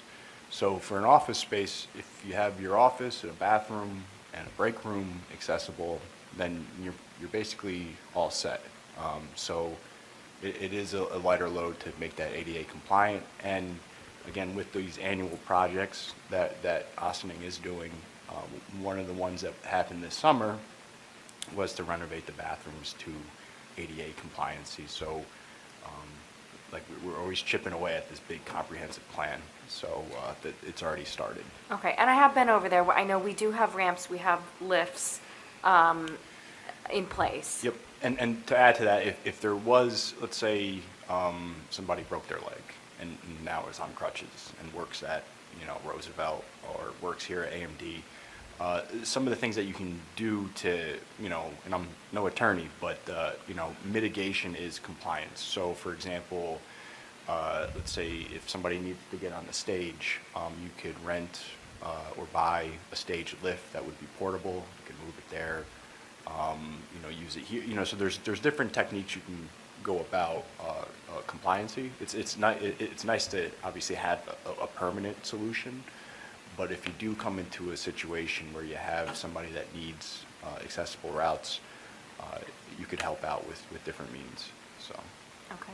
I just want to point out that with the Head Start program, they're under a completely different approval process related to the state. They're under the Office of Children and Family Services, so they have their own set of rules as regard to space.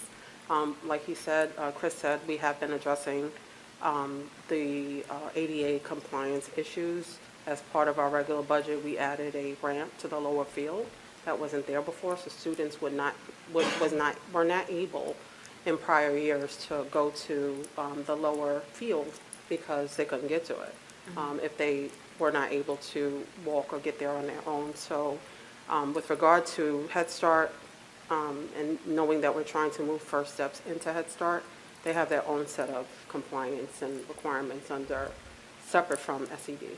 Okay, great, fair enough. I did while we're on sort of the subject of Roosevelt, and I'm going to transition from ADA compliance to IEP compliance. You know, I personally have been at Roosevelt, and I have seen students taking tests in the hallway because technically that was compliant with their IEP, which required a separate testing space. But, you know, what we're calling a separate testing space is really a hallway filled with all kinds of various other traffic, right? It would be helpful, as we're continuing to look at this as a board, to gain, and obviously this is, you tell me if it's not a green light, but to gain a better understanding of the magnitude of that problem, in terms of, you know, data. Do we, for example, do most of our students who require separate testing as part of their IEPs, do most of them do that in a hallway? If we had a separate testing space, is that where it would be done? I guess just some kind of clarity on that, I think, would be helpful. And I will include the number of teachers and sessions for speech, for AIS, I'll give it to you all, correct? Yeah. Great, that would be super helpful. Okay, go ahead, and we'll continue down this You way. sure? All right. All right, I got a few on big picture, detail, and money, so, and they all tie together. First, I want to say the presentations, thank you. They were clear, aligned to the goals, and yes, succinct, so thank you for doing that. I think it helped certainly the board, I'll speak on behalf of myself, understand where this whole thing is currently. So we'll start 30,000-foot view for a second.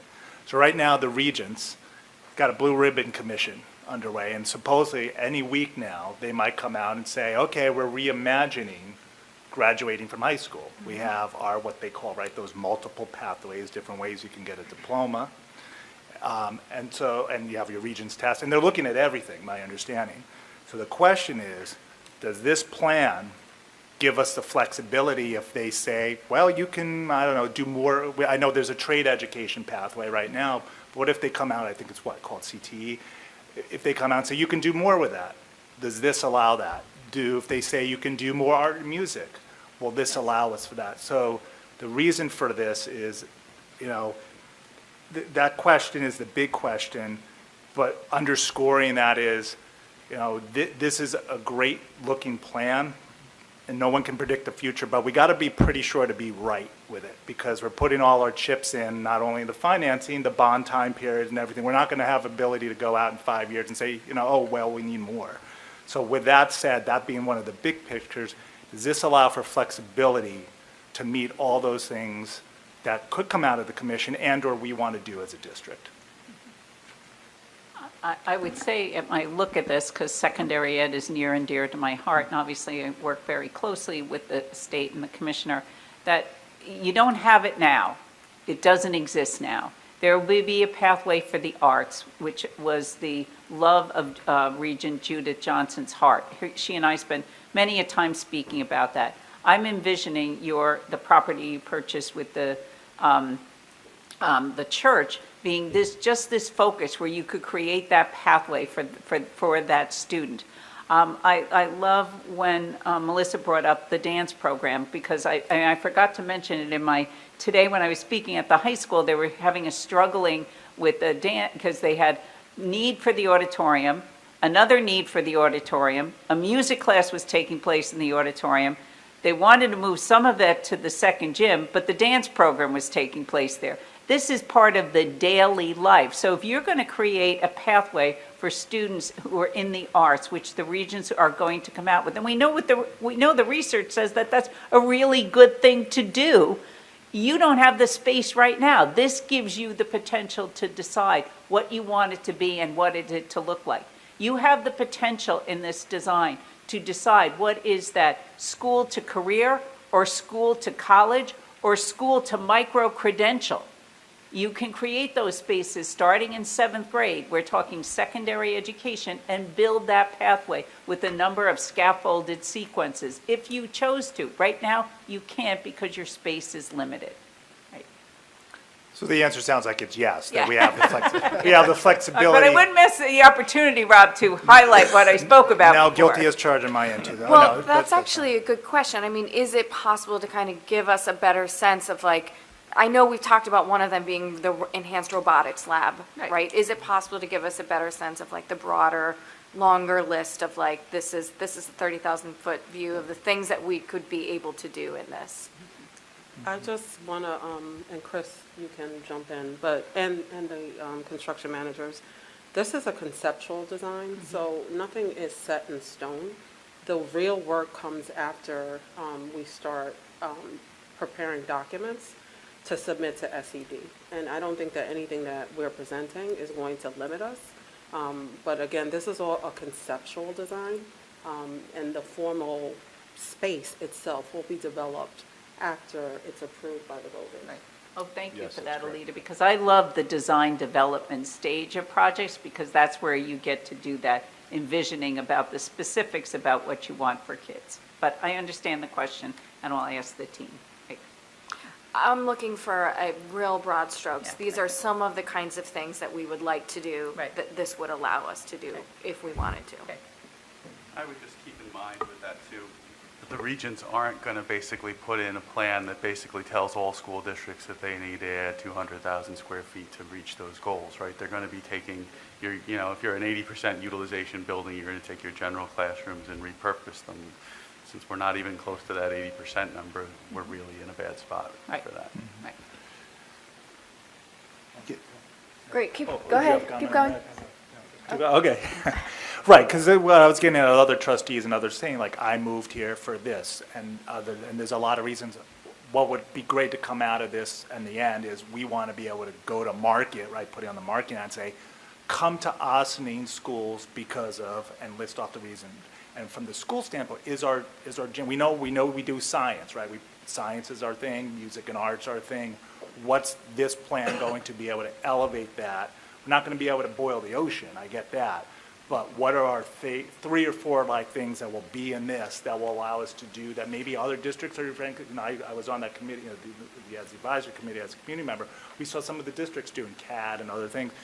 What will that allow us to, understanding we haven't put any shovels in the ground yet, so there's still right time to think about what that is. Okay, so that was that one.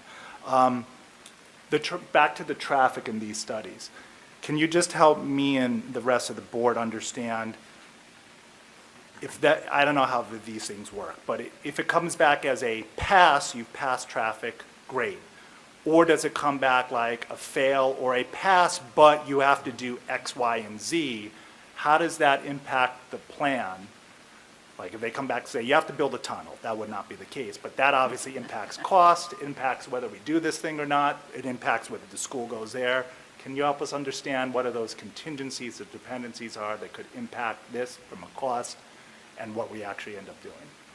Yeah, so right now, excuse me, we're in the stage of the traffic study, just gathering existing information. So that data was collected a couple weeks ago, capturing all the, you know, the school bus, the regular traffic, all that. So from that data, our traffic engineers, you know, digest all that and then come up with basically multiple schematic plans or different options that we could then create to,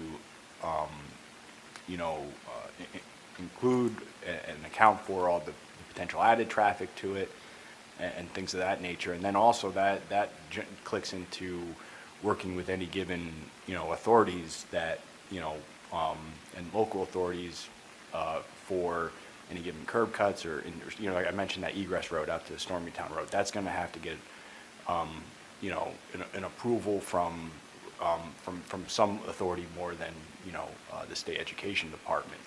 So with some of those unknowns on approvals from other authorities, you know, there's always that back and forth process of, proposing a design, seeing how other authorities feel about it. But, you know, the traffic study, in a sense, the result of it isn't a clear, like, yes or no. The result of it would be, again, that data and then schematics around that, and then running that data through the schematics, and then seeing different options that might work with our design. So kind of like what Alita was saying, the traffic aspect of this is definitely conceptual at this point, and we're trying to make it more real and more, tangible to you guys as far as like, what does that exactly entail? We're not there yet. There could be cost implications of that. But with our construction managers, we definitely, I would say, we're a little bit more, conservative on the fact that, there are some unknowns, and the costs for those unknowns are allocated because, again, we're at that conceptual level. I am not a transportation engineer, but we have one within our company. And I know traffic is a big deal. So I will make it a point to funnel through Alita and Mary a breakdown of your question answered by my traffic engineer as well, because I might not hit on every exact part of it, but we do have that expertise in-house to answer your question tonight and any further questions that you guys might have. Good, because Yeah. I have one. Yeah, I'm Oh, sure you yeah, do. because I Yeah, guess what yeah. I'm getting at is, this number, the 256, doesn't account for any traffic costs we'd be on the hook for, correct? So if that's the case, then what's the plan, is there a plan B? Could the traffic study, in theory, kill the project because there's cost prohibitations on it to do whatever is going to be asked to be done? The 256 does cover some of the, site work, which would include traffic, improvements, which, paving, curbing, stormwater drainage. Parking. I think parking. Oh, so you model that, like, okay, if it comes back, whatever study, it could be traffic, could be environment, whatever it is, in this plan, there's contingencies for, we may need to do X, Y, and Z, and we're modeling it based on your experience of doing this before, that this might be what it could cost. Of course, it could be higher, it could be lower, or we might not have to do anything, or we know I have to do something because we're going to have a curb cut. But I just wanted to just make sure we understand. This assumes that we have an egress road out onto Stormytown, this plan, correct? This plan pays, Okay. yep, it pays for that egress road, it pays for the parking. So it accounts for a lot of it already. And like Robert said, I think it was Robert, right? Yeah, like he said, yeah, there it is. Whatever changes that need to be made with the plan based off the traffic study, obviously, we'll put some pricing together. If there's changes, we'll let you guys know. Okay, Right, yep. okay. All right. so- If I could, just as he's yeah, sort of please. making a list on that, my follow-on to that is, we want to move this grade over. I don't think a decision has been made yet if that fifth, sixth grade is going to be on a Claremont timeline, or if fifth, sixth grade would be on the AMD timeline, or if fifth, sixth would be on different timelines. So when you do the traffic study, do you do the AMD start time and dismissal time, and then do you do the Claremont start time and dismissal time as well? Yeah, they would typically do, that traffic, the data is being gathered for all those times throughout the day. And then we also would have representatives from our company actually go and observe, dismissal and drop off and all that. And I know that, we have talked about, scheduling too, as far as what times the schools start. You can tweak that a little bit to help alleviate the traffic potential situation there as well. So, So that's all encompassed in the study. Okay. Yep. Great. yep. Why don't you, I got a couple more, but I yield to you. You sure? All right. Keep it. One of my favorite topics, lunch. So I've done research on this. I have anecdotes, like, in general, and it's not just Ossining, but the kids in general. We got 45-minute period, 25, recess and lunch. But I know our kids, some of them not getting through the line. They're having 5, 10 minutes. Often my son comes home and he's like, I didn't finish lunch. And it's hard to hear that as a parent. So this will solve, from a facilities standpoint, a lot of these lunch concerns, right? So do we have, at least as an informal green light, as we say, from the board, that whatever operational things we need to do, like if you're going to have your kiosk, well, we got to talk about what that looks like, what we have a contract with Whitson's right now. So we will assess and do that. Any costs are not capital costs, but just want to make sure that we as a board will look at that to make sure these kids can have their full 20 to 25, get them in and out, and at the high school, at the middle school, at the elementary, but from a facility standpoint, this covers lunch, right? It does, yeah. So for Brookside and Claremont, there would be renovations to the cafeteria, which, and then also for the high school, the student commons would be another potential option for lunch or brunch or a snack or what have you. And then, this building, again, reducing the grade, there's, again, moving things around would definitely holistically across the whole district improve the lunch situation for sure. So I don't know if. Yeah, so at this time, I'd like to say that the school district has been approved for the community eligibility provision. All students will begin to eat for free next Tuesday. So we hope that will actually increase the number of students that are participating in the lunch program. Obviously, we've been offering free breakfast. So we anticipate actually an increase in the number of students that will be, again, participating. So with that said, this building in particular, we have 3 grades. So obviously, it takes longer to feed the students, and so the period of time that they get to eat is shorter. So that will be addressed by moving one of the grade levels to a separate building. Park School is being addressed as well. There's an addition to the cafeteria that was part of the 2022-2023 budget, if you recall. So there is an expansion, not part of the bond, but for the budget, 22-23 budget, to expand the cafeteria space at Park. So throughout the district, I think the level of crowding and the lack of time to eat meals will be changed. I don't know the impact significantly, but I think one of the good things is that all students will eat for free. So we anticipate actually an increase. I want to add on, because I think the other thing that this alleviates is lunch periods that start very early in the day or very late in the day. I know at the middle school, we have kids eating lunch 7th, 8th period, really right before they go home, because there's just no room to have kids in the cafeteria, enough kids in the cafeteria to eat closer to a traditional lunchtime. So this would be another way that the facility would aid in lunch times, I'm imagining, right? Love that, so that's great to hear. Okay, we're on the back end here, I promise, but the superintendent, before, you mentioned that there would be obviously costs around staffing, whether it's support staff, instructional staff. I do think, though, there would be value here as we go to market with our comms plan to project some of that. Are there efficiencies here for the staffing with this plan?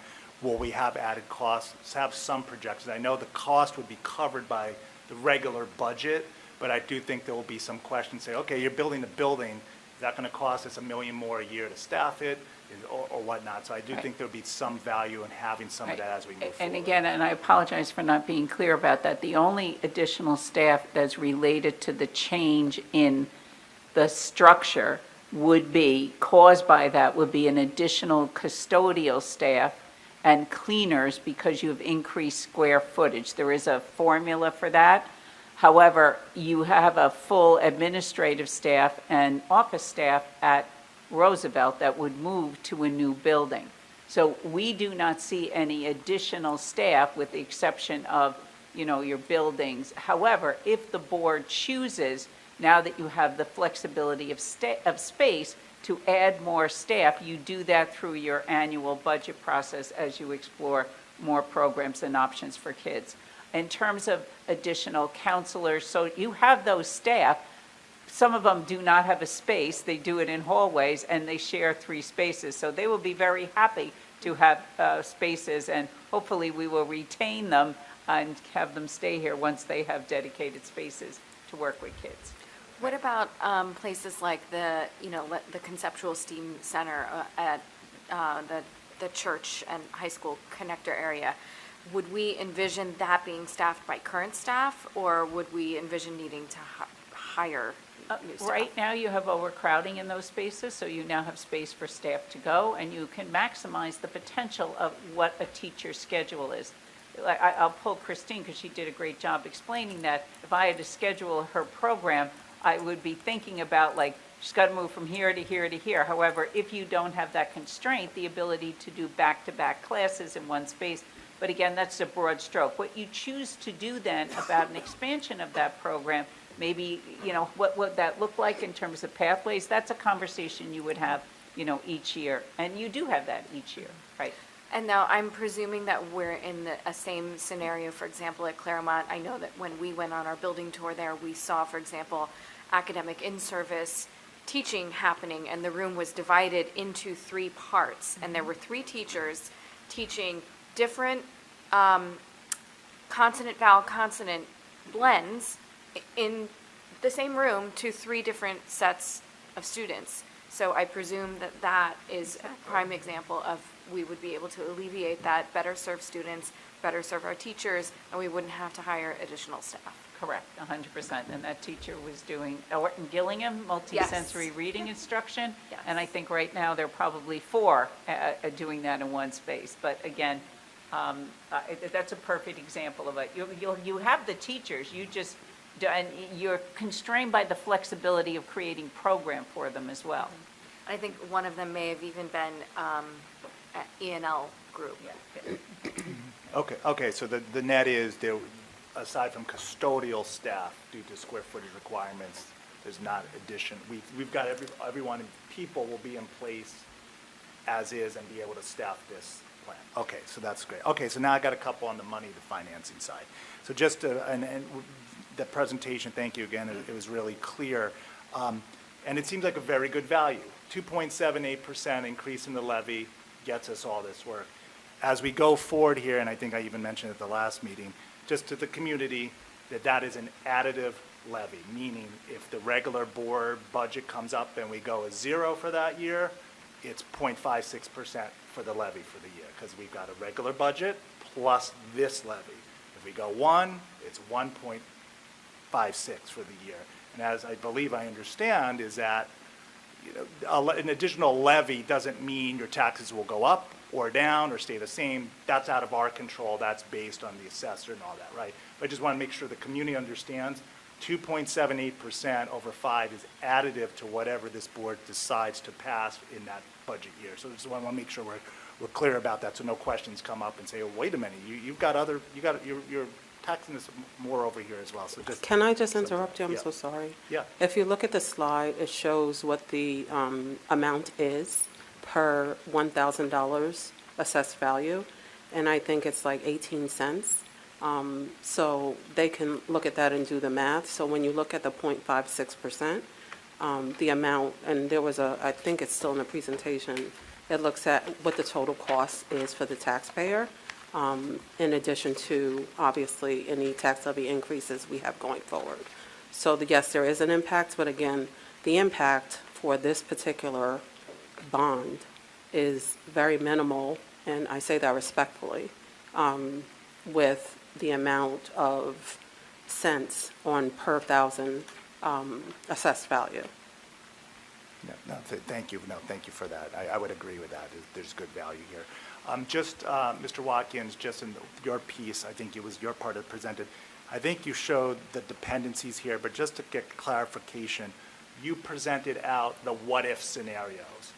Is there anything else that wasn't on that slide that, I don't know, we go into a recession for some reason that some people are still predicting? Does that impact any of this? Or you've laid out kind of the quote-unquote doomsday financial scenario, whereas, as you know, if something happens, the taxpayers will be on the hook for the 256 if there's something to aid change or everything. But I just want to clarify that you pretty much modeled out, there's nothing else dependency that may possibly could happen. Correct. Yes. Yeah.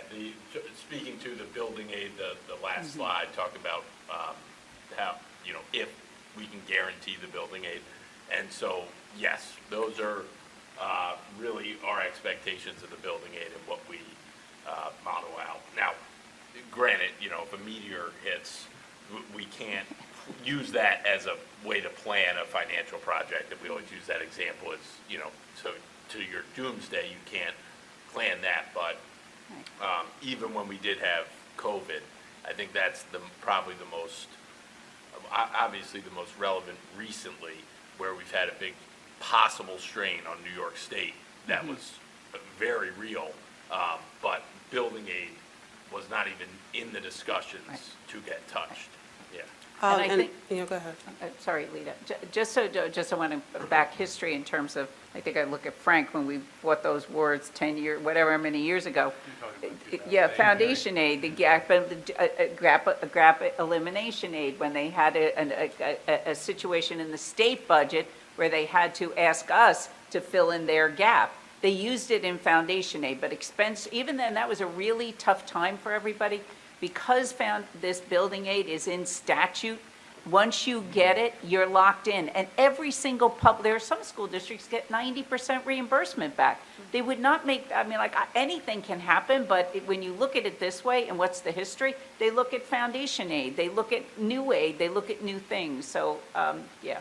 Yeah, maybe I shouldn't say this on the record, but if that's in statute, it's probably pretty safe. Albany's not going to tinker. There are other things on Yeah, it. So I would say, just to add to what Mary said, right, so you had a financial meltdown in 2008, and I came on the board shortly after that.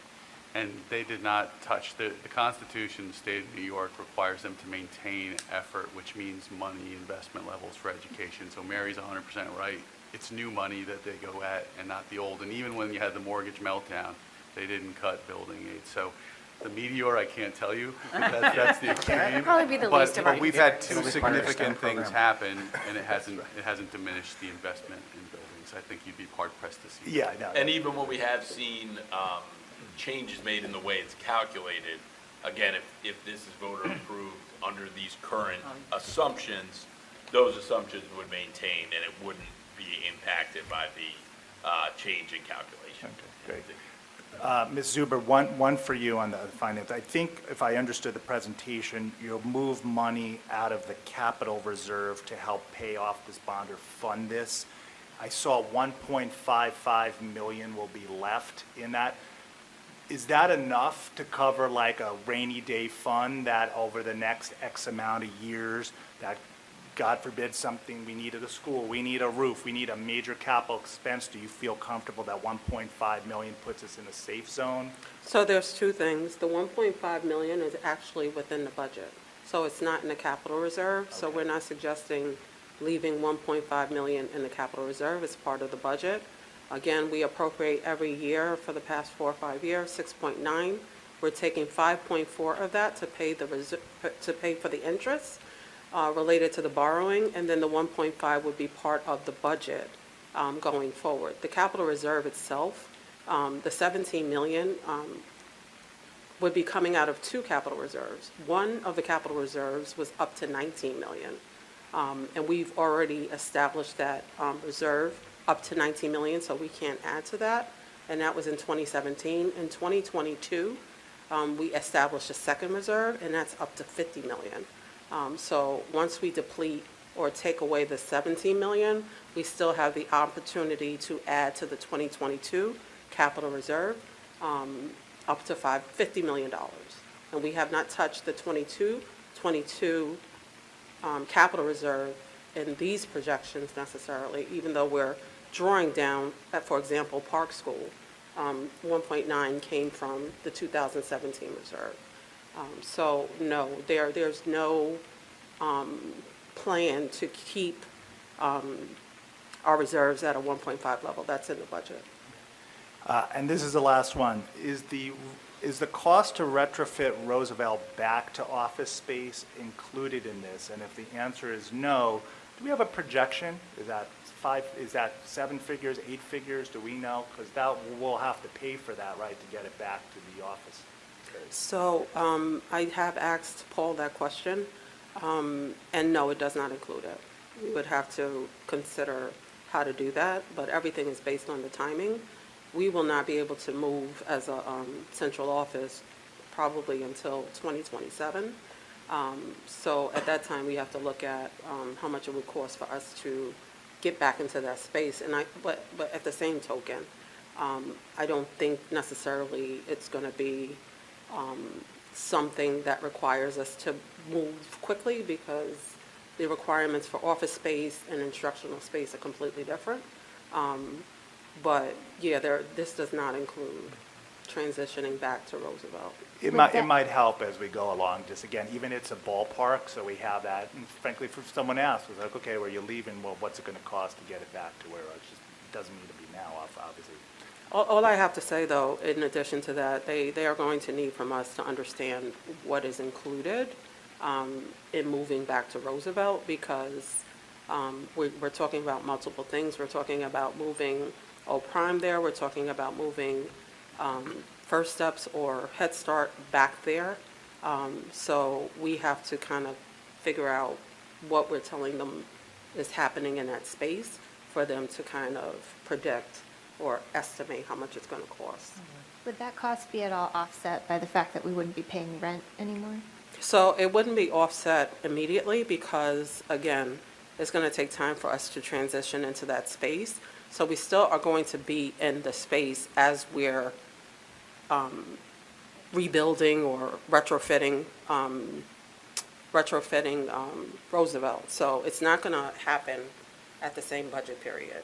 You still have to plan and get the space ready, and then after that, it'll be offset with the rent being eliminated, and the budget going forward after the renovations are made at Roosevelt will impact the budget, but it's not going to be happening at the same exact time. It just can't. It's going to be probably 2 different budget cycles.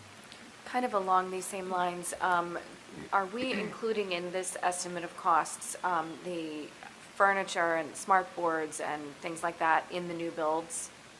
Okay, Yes. thank you. Thank you for all that time, appreciate it. All right, trustee Bonataria, trustee Schnecker? Thank you. Just, I guess I have a few questions. We think about the new classrooms that are going to be added in OHS. Do we know roughly, I know this is conceptual, so I know these are subject to change. Do we know roughly what we're conceptually thinking in terms of additional classroom spaces at OHS?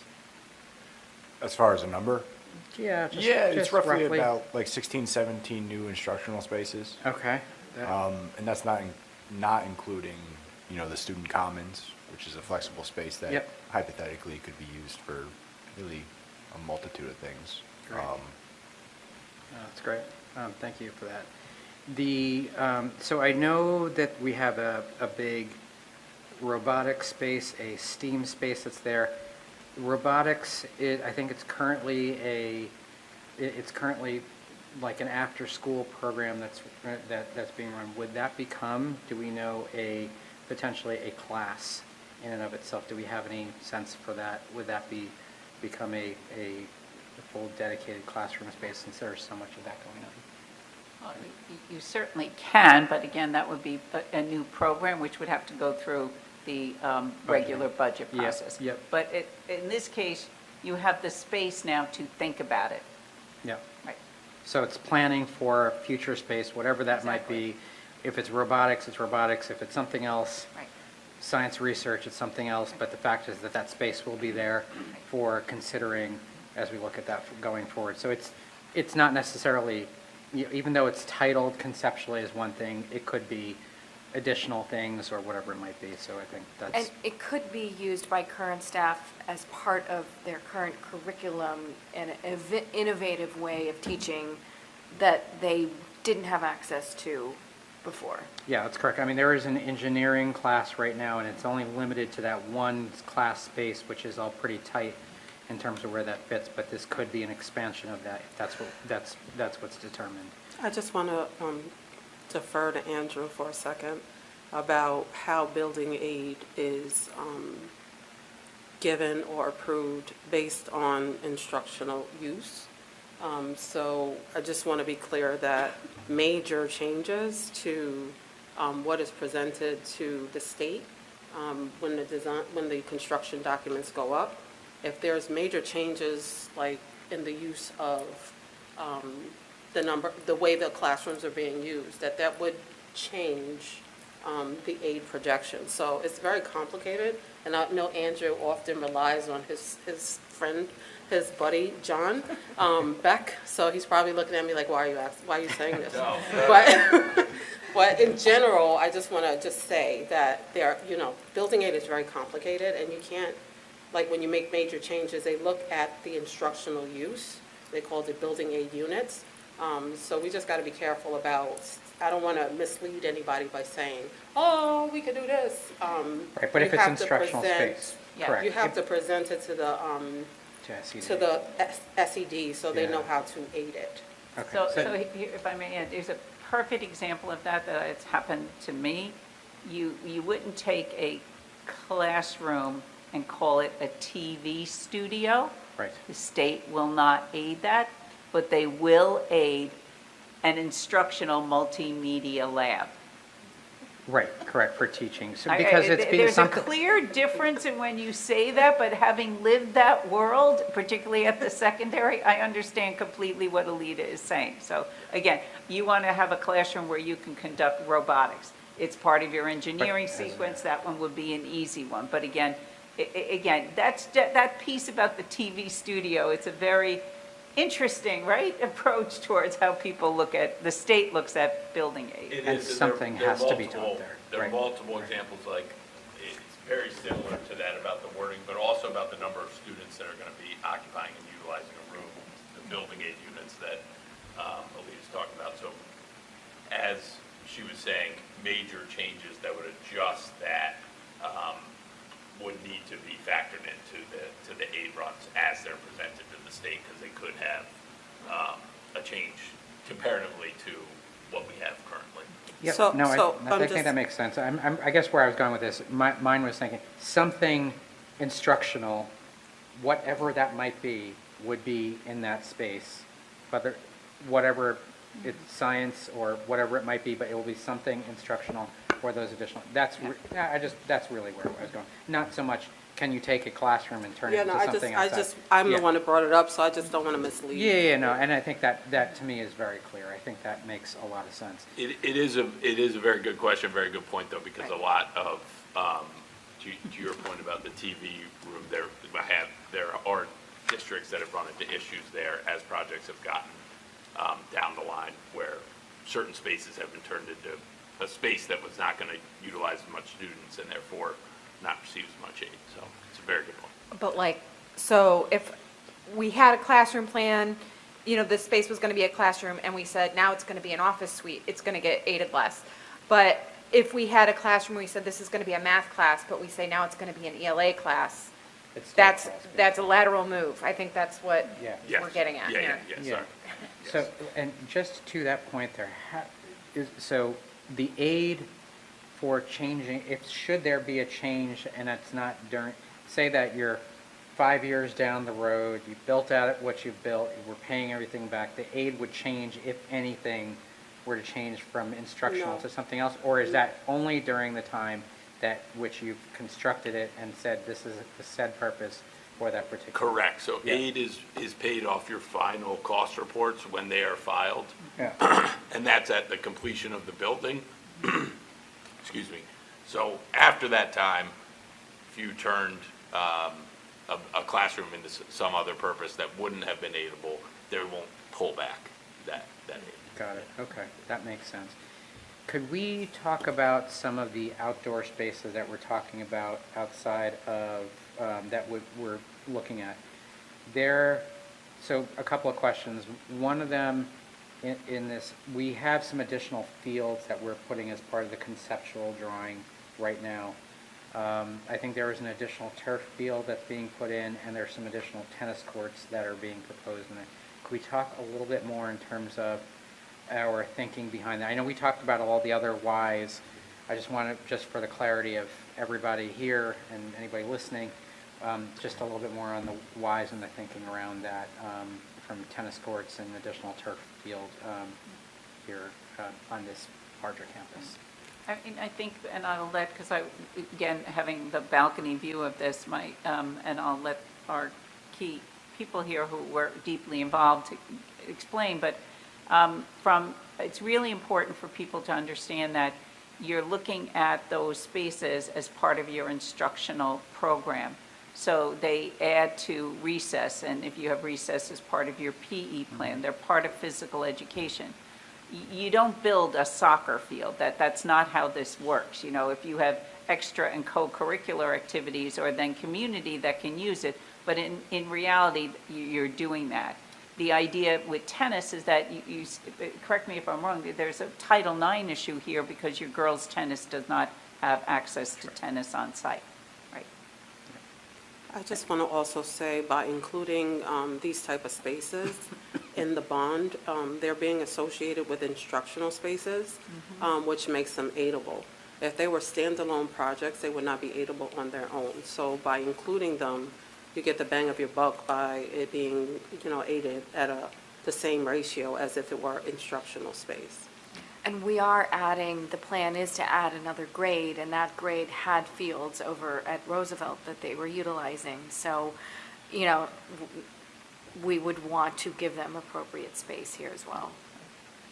Right, because you don't want to create the situation that you've got at the elementaries where you have 3 gym classes in a place that's only built for 2, because you're adding essentially another grade.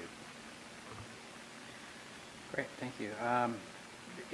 I think we may have touched on this a bit, so pardon me if this is a little redundant here.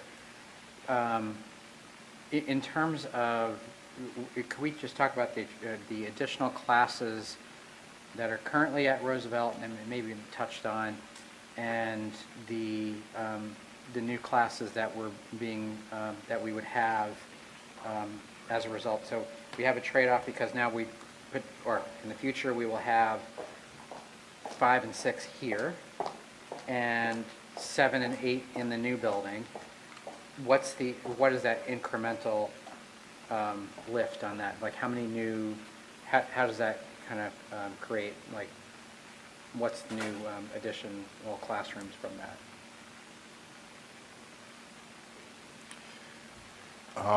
Can you reframe your Yeah. question? So sorry. Let's try that again. Yeah, no, that's okay. Because I probably didn't state that. I think I got it, but let me. So with what you currently have at Roosevelt, if we have X number of classes, which we just want to know how many classrooms we have now, and now shifting that to the new proposed building, Right. we're getting X number of new classrooms in the conceptual drawing versus what we currently have. So we are building 10 new classrooms that we currently didn't have with our current situation. Is that kind of what we're thinking? Yeah, so Or 20 new, whatever it might be. Yeah. Part of the answer there would be Roosevelt currently has about 20 or so instructional spaces, and then here at AMD we have about 60. So 20 is not enough for the 2 grades, but Yep. 60 is enough for 2 grades, and you could separate those kids or students accordingly. And then the new 7-8 building, I don't have the number of classrooms offhand, but since that was a new design, the data used to develop that design was, providing the adequate amount of classrooms and support spaces and assembly spaces that would cover 2 grades. So, does that answer your question? I think. Yeah, it does. We don't have any rough estimates of how many new classrooms in that new building. Right? Yeah, I have it on my phone here. I could take a look at it and count it up for you. It probably, you can, I guess you can get back to me. I don't need it right this second, Okay. And clearly, this is I will. going to be Yeah. an ongoing conversation Sure, that the board sure. will have, Yeah, right? that's totally fine. Totally fine. And I'll leave it to just kind of like the last couple of questions. I thought, maybe I'm misunderstanding, didn't we have also a little bit of a bump up in our student population? Please correct me if I'm wrong. We had some new joiners in our school district that have come in. They're, they migrated to the U.S. And has that offset what we thought was originally a decline, and now we're not actually declining, but we're actually increasing? Or is it kind of like stabilizing it flat? Do we know where that is right now? So part of the process for the enrollment projections is actually getting the data based on actual enrollment for this school year. So I don't know where they're at in that process, but any enrollment projection will include the actual enrollment for this school year. Right. So today was Beds Day, the basic educational data system. So that data will be entered into the demographer's report, right? Okay, great, because I think that might that'll tell us a little something, because I think that's going to factor into that Yeah. percentage that you referenced in terms of the 107% and where we need to kind of get to 75 to 80%. And I think that's going to play a major influence. And I think that's interesting statistic that you shared there. So I appreciate you doing that. And I certainly think they'll go back to the point I think Catherine made too, that, these are projections based upon an algorithm that applies in many different ways. Of course, they lose, but there are unique features in all communities. So again, and people can say that this is projected and they've been off, as Catherine mentioned, right? Yeah, no, I appreciate that. All right, so the last question. All exciting stuff. So you guys are very, very thorough, and I do appreciate all of the conversations, and I appreciate all the questions that have been asked. Do we have something that is potential to discuss for what the timeline of what might be prioritized first in terms of these projects and what we're looking at? That Yes, we do. I think Chris Hannenberg has a good layout of this. This guy loves his spreadsheets, and so he's got it all figured out. Yeah. So we definitely took a look at that. We look at the staging, logistics, and the phasings per building. But the high school, we looked at phase one would be the locker room addition, or excuse me, locker room renovations. Phase two would be the church and STEAM area. And then phase three would be the music classroom addition and the general circulation area. Yeah, the student commons. Student commons area. That would be the three phases at the high school. do you have timing on that roughly? Like, is that? That's been shared in a presentation before. Yes. Yeah, Yep. And I think some of these, this will shift based upon when we go from conceptual to something a little bit more concrete, because I imagine. Yeah, so the timing of those, starting in summer of 2025 and then ending in summer of 2029. That's for OHS. That's for OHS, yeah. And then the new 7-8 building would be the next in the sequence. And again, we broke that out into a couple phases there, site work, the building, and then the athletic fields, but that would commence in late 2025 and be completed summer 2028. And then the AMD renovations, single phase, and that is summer of 2028. And Brookside, We think we're going to do that whole building in the summer? well, it's renovations of the HVAC, Okay. so. Okay, got it. And then Brookside Elementary School, summer of 2026, and to be completed the summer of 2027. And then Claremont Elementary School, summer of 2027, being completed summer of 2028. So again, looking at the conceptual plans that Chris and CPL provided, that's what we've looked at. And that includes like we know construction projects never always end on exactly the So- time, but you included the buffers in there, So imagine, right? we talked to Chris and his team, and we looked at the time frame to put the documents together, going Yeah. through schematic design, design development, construction documents. We also have time in there for SED review and approval, which that could always vary. Sure. Going back a year ago, it was about 4 months, now it's about 6 months, and projecting forward, we're hoping for that same 6 months, but who knows until you actually have them submitted and then actually get the approvals back. So, and then we have some bid and award timeframes, we have procurement timeframes, so those are in there. So when all said and done, 2029. 2029. Okay, great. That's my title, Vision for 2030. There you go. So again, stumbling blocks along the way, hurdles, whatever it may be, we'll have to deal with them. Yeah, thank you. This was, I appreciated this meeting. I appreciate all the information that was here. This is very thoughtful, so thank you all. I thought of one more question that I'm hoping that you can talk to us. Now, we've had some hot weather this fall, including today, even though it's October. We've engaged in an energy savings contract that is going to include us expanding our accessibility to AC. Can you talk at all about air conditioning in these new buildings and these improved spaces, what that will or will not include? Yeah, so, and Chris, correct me if I'm wrong, any addition or major renovated space is going to have proper HVAC, including air conditioning. Thank you so much for saying that. You're very welcome. You're very, yeah. Yep, and I know these school buildings are getting used more and more year-long, and even on the shoulder months, you get odd days like today. So your HVAC system being, ready to heat or cool at any given month, any given time is definitely essential, for just human comfort, period, so. Thank you. You're welcome. I've got one board member, trustee Stecker. No, you haven't had a chance yet. No, go ahead. All right. So I just want to just clarify, because again, I'm admittedly like numbers, I'm still new here, so still learning about all the funds and reserves. So Ms. Zuber, just to clarify, does this project assume, or as part of this, we will be depleting any or all of the capital reserves, or pretty much all of them, to fund this? That's the first part. If the answer is yes, how do we fill them back up again for a rainy day thing that we don't know what's coming up? Can you just clarify, again, will we be taking the capital reserves, well, we've got whatever that number is, what is that number, dropping it to help fund this going forward? Okay. So if you look at the audit report that was shared with the audit committee last week, there's a balance in both reserves. I did have discussions with our auditors today, and there will be some modifications with the capital reserve, and what was appropriated last week is actually going to go down. With that said, there's certainly different ways that we can fund the capital reserve.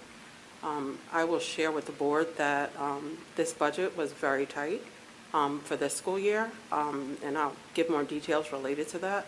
For this past school year. And you'll see that in the change in funding and appropriation to the capital reserve changing. So the way you replenish the capital reserve is that you utilize any excess fund balance. But as I stated before, this past budget was very tight. With that being said, I believe the balance for the capital reserve for the two capital reserves is somewhere in the neighborhood of $20+ million for both reserves. Again, the first reserve that was established in 2017 has been exhausted because we were able to put $19 million, which was the cap for that specific reserve, which is part of what the voters approved. So we can't add to that reserve. But what we did was for 2022, we added a second reserve. So we can add to that reserve with any fund balance going forward up to $50 million. And I believe the amount that we have in there now, and don't quote me, is, because the number is going to change, is somewhere in the $5 to $7 million. The other thing that we could do is take different reserves and appropriate it to the capital reserve if we wanted to do that going forward. So for example, we can take a portion of the tax cert reserve, which has some wiggle room in there, and appropriate it to the capital reserve if we choose to do that. We can reduce the tax cert reserve. So there's multiple ways that we can fund the capital reserve going forward. But no, we are not fully exhausting both reserves by applying $17 million. Okay, so right, 17.3 would go from the reserve, capital reserve would go into this. That would get us to what, to about 3 million then, left, give or take? It does, I can't predict that because I don't know how much we're going to put in once we, I don't know what the balance is going to be once we actually get the bond approved. We can always make adjustments to the $17 million number. And also, again, we can add to the capital reserve. Where does that come from when you say add? So again, I'm just trying to understand. It's fund balance, so it comes from fund balance typically. So any money over the 4%, that's unappropriated fund balance, we have typically taken that money and put it into different reserves. So again, we established those two reserves because we knew we had capital work that needed to be done going forward.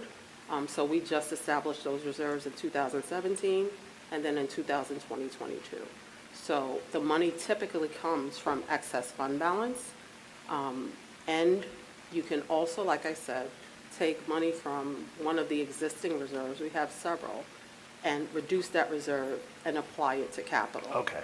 In fact, we did that. We eliminated the unemployment reserve fund, and we applied that to the capital reserve. We did that with voter approval for the 23-24 budget. Okay, so bottom line is we will, however they get moved around, you feel comfortable that we will have a rainy day fund to fund that capital reserve if something we can't predict that we will need it. We will have the money as a district to cover something unforeseen based on how everything sits right now from a capital standpoint. So again, that's one of the reasons why we're not decreasing and depleting the budget itself and leaving that 1.5 in the budget to address any issues that happen. Like if something happens within the school year, then it becomes an emergency project. And then it's funded in a different way. Okay. So if we know that something's coming up in the following year, then we're going to, based on Jared's projections, his multi-year plan, he may say, Alita, this is happening with this roof. We've been very diligent about replacing our roof, so I don't think that will happen. But he can say to me, I need more than 1.5 million. And at that time, we make a decision as to whether or not we want to increase the budget again to meet that expectation or that cost, or keep the 1.5, pay for that, and then take money from the capital reserve. And then we would have discussions about if there's not enough money in the capital reserve to at that time, do we want to move money into the capital reserve from other reserves? Okay, thank you. Thank you for clarifying. All right, Trustee Schnecker, take us home.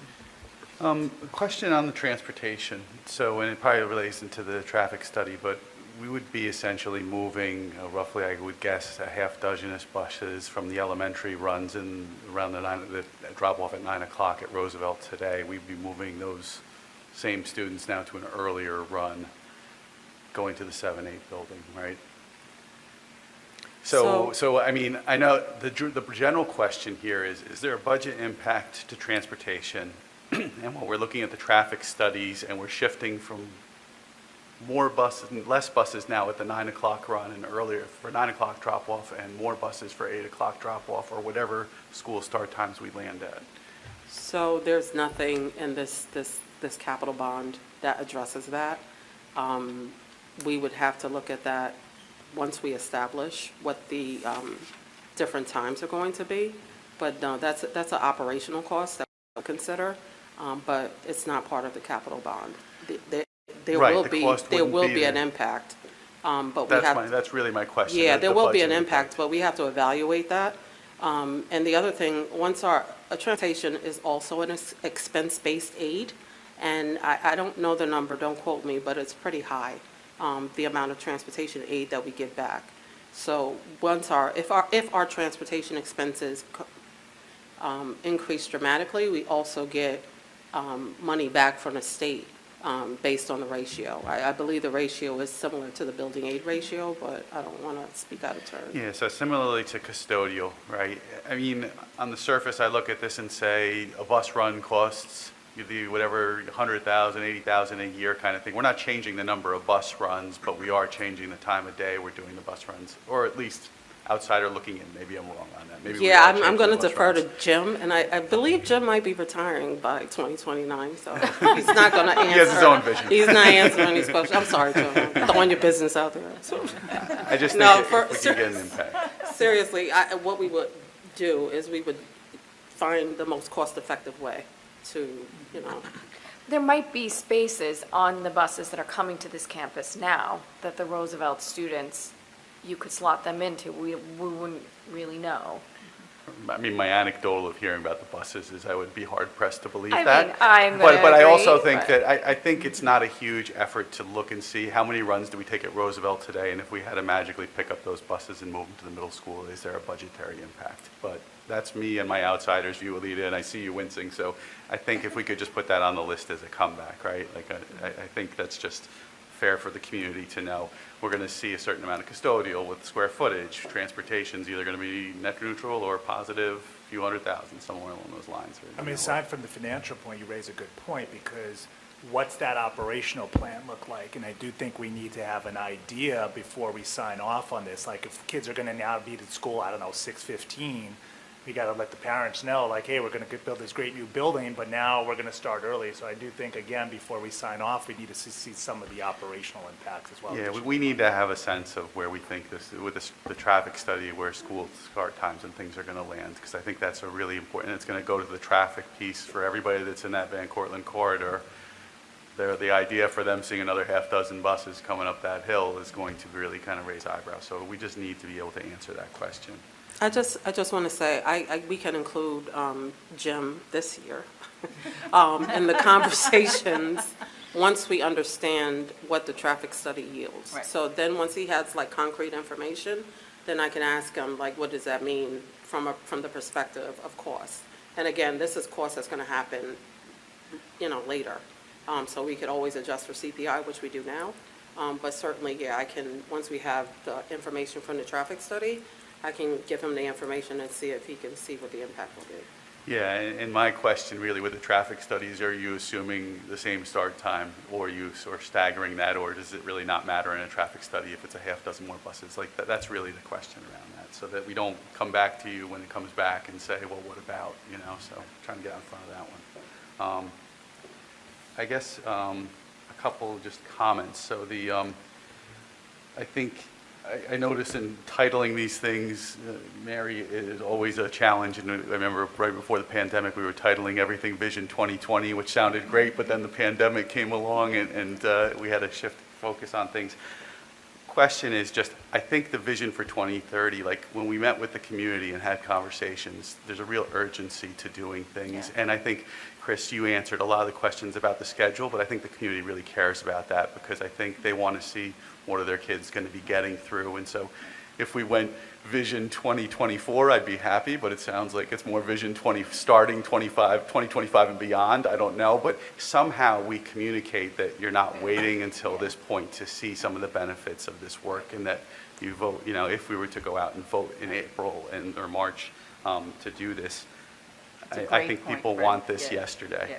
Yeah. And so part of the anything we can do to try and move those schedules up, and tell Paul that I miss him and you did a great job sitting in for him, but he brings a certain level of ease to all of us when he's in the room, so just tell him he was missed.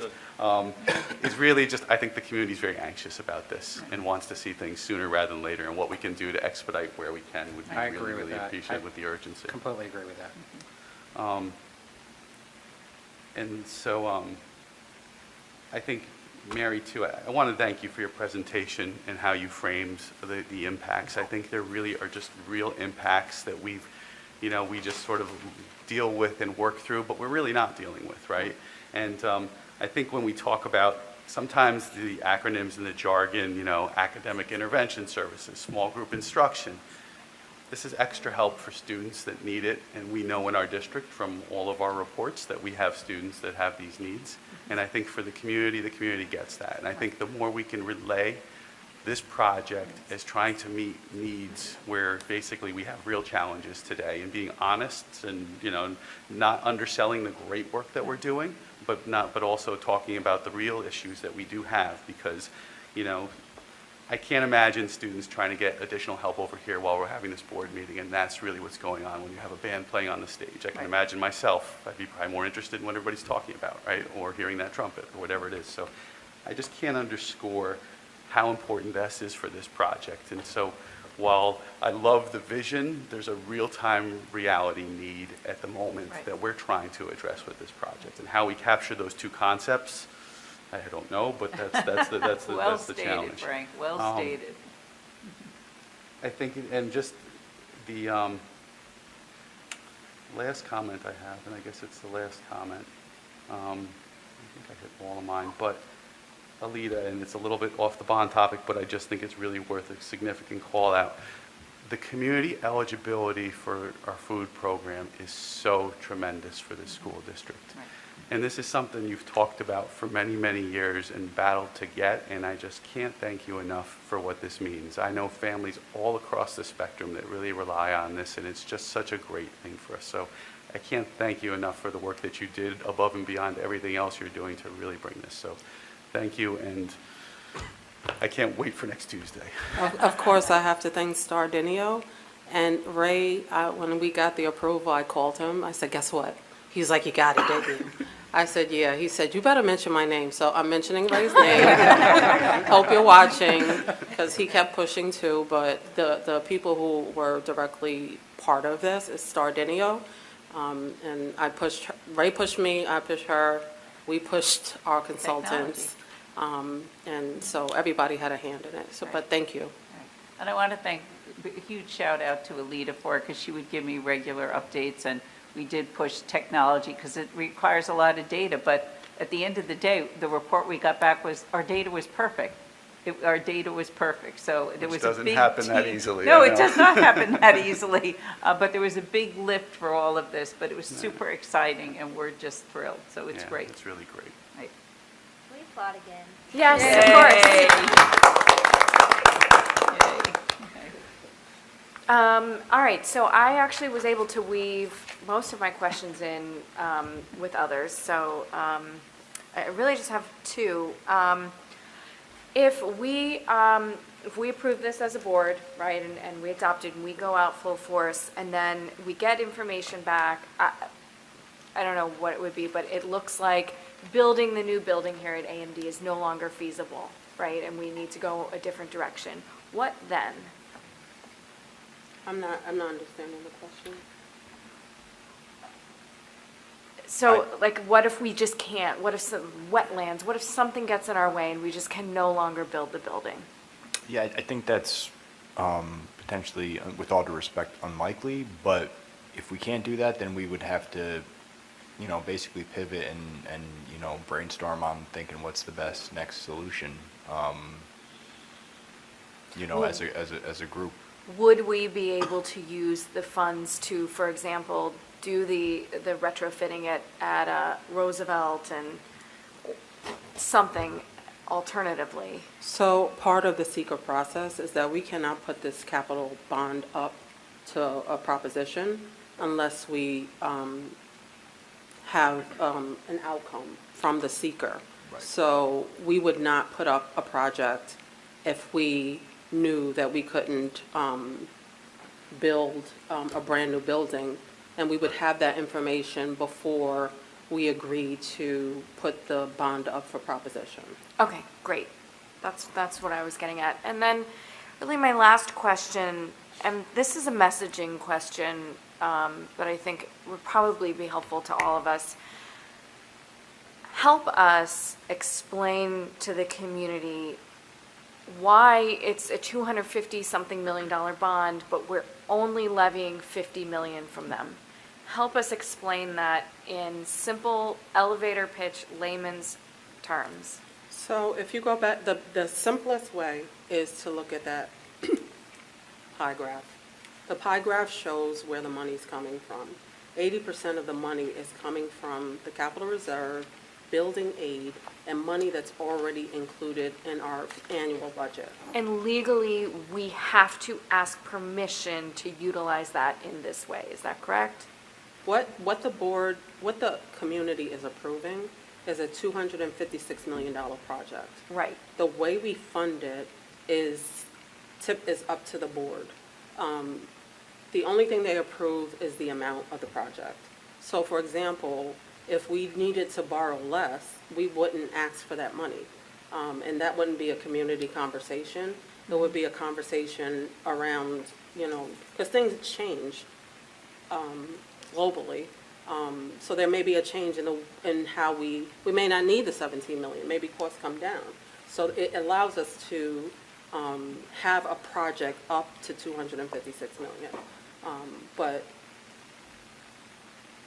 it doesn't necessarily authorize the funding in that way.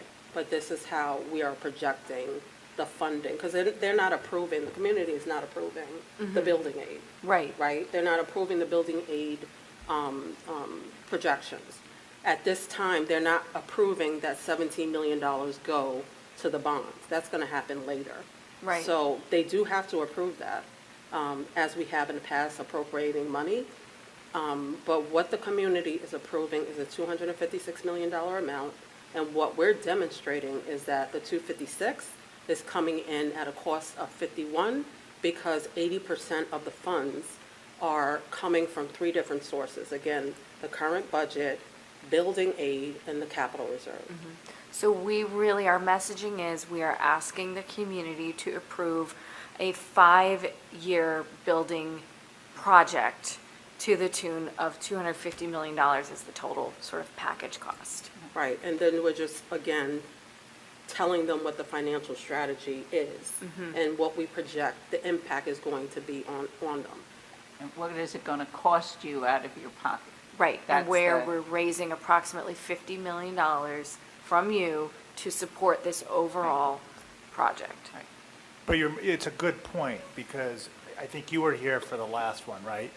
The reality is someone's paying, right? So the new levy is the 51, but all of this is coming out of taxpayer pocket, either indirect, let's call it indirectly. So I guess the question is, when you do the messaging, well, is there resistance? So like, well, hold on, well, you're doing 51, but it's still 256 total, and someone's paying. So I just don't, it's a great point, because I don't know if there's resistance in this particular community on that quote-unquote indirect tax, because the reality is we're all still paying for it because we fund all this.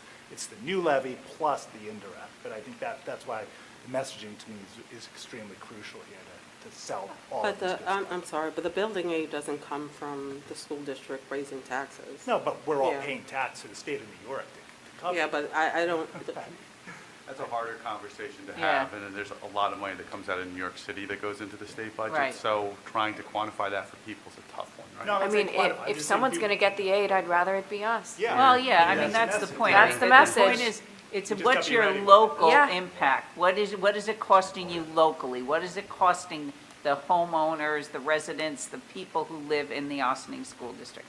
That's your cost. That's what you focus on, because that's really where the map puts you. I'm just saying, it's a great point. We just need to have that message and message discipline, as they say. And I just want to say, we did the same thing with the $41.5 million bond in 2012. We used a graph, I can share the graph, and it was very clear that it was, because at that time, we were projecting no impact on the tax levy based on a smaller percentage of aid and debt falling off. So that pie chart sealed the deal, and people understood it. So I think if we stick with the pie chart, it's very clear to me. It could be tweaked, I guess.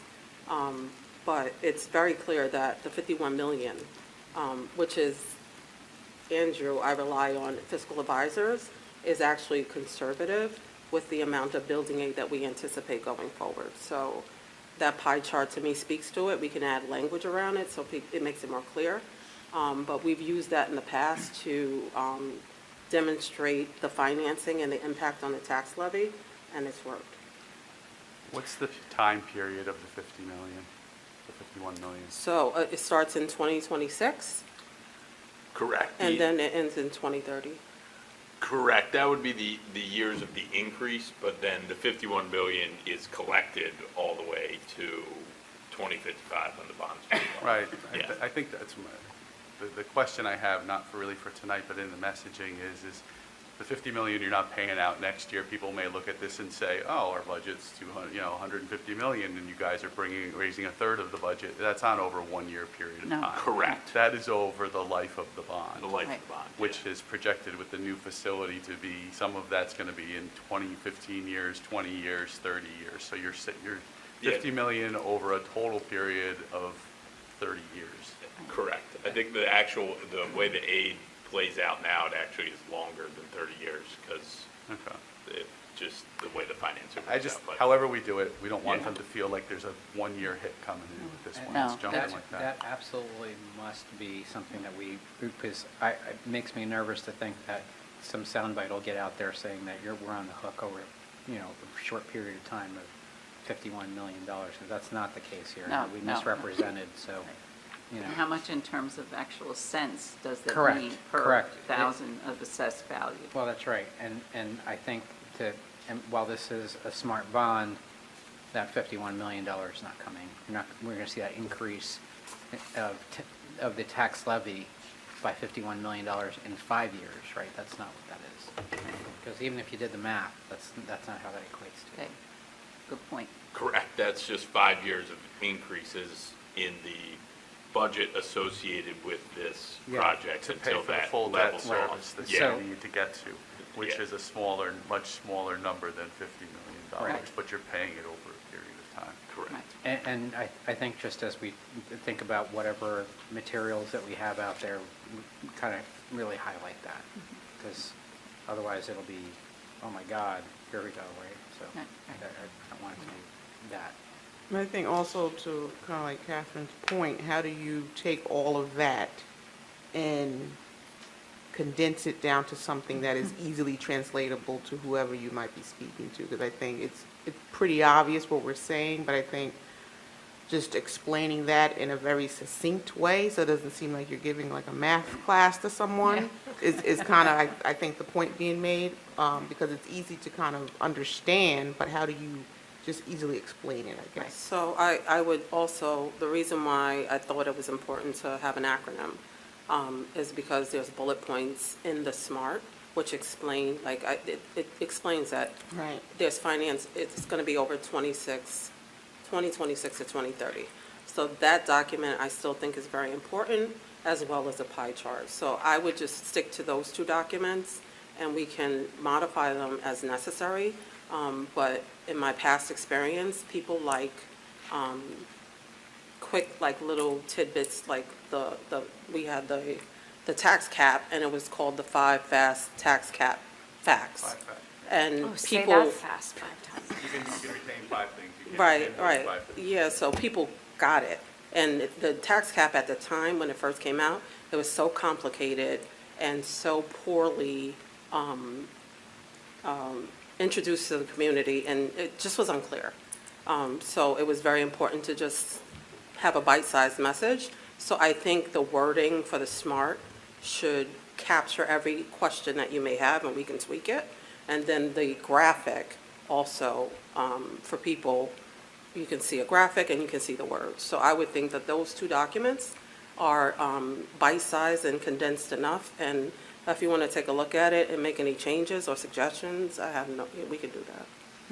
Yeah, I think, because it comes down really to consistency, right? It's not just how do you simplify, for lack of a better word, the messaging, but remain consistent in it, is not to kind of confuse people as to Right. saying the same thing different ways, right? Yeah. So, I'm anticipating, 50 sort of, Yep. you're loading your groceries into the car, you run into a neighbor and they go, oh, what do I need to know about this bond?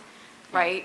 Which essentially, it sounds like it's going to be something along the lines of, here's where you can find information, but essentially, we're asking the community to fund approximately $51 million worth of outlay over 5 years of an increase to a levy of 0.56 per year, and then the state will aid a ton, and we're using our existing reserves, and the overall project is approximately $250 million, and it will be started 2025 tentatively, completed 2029, Right, revolutionary schools 2030. yeah.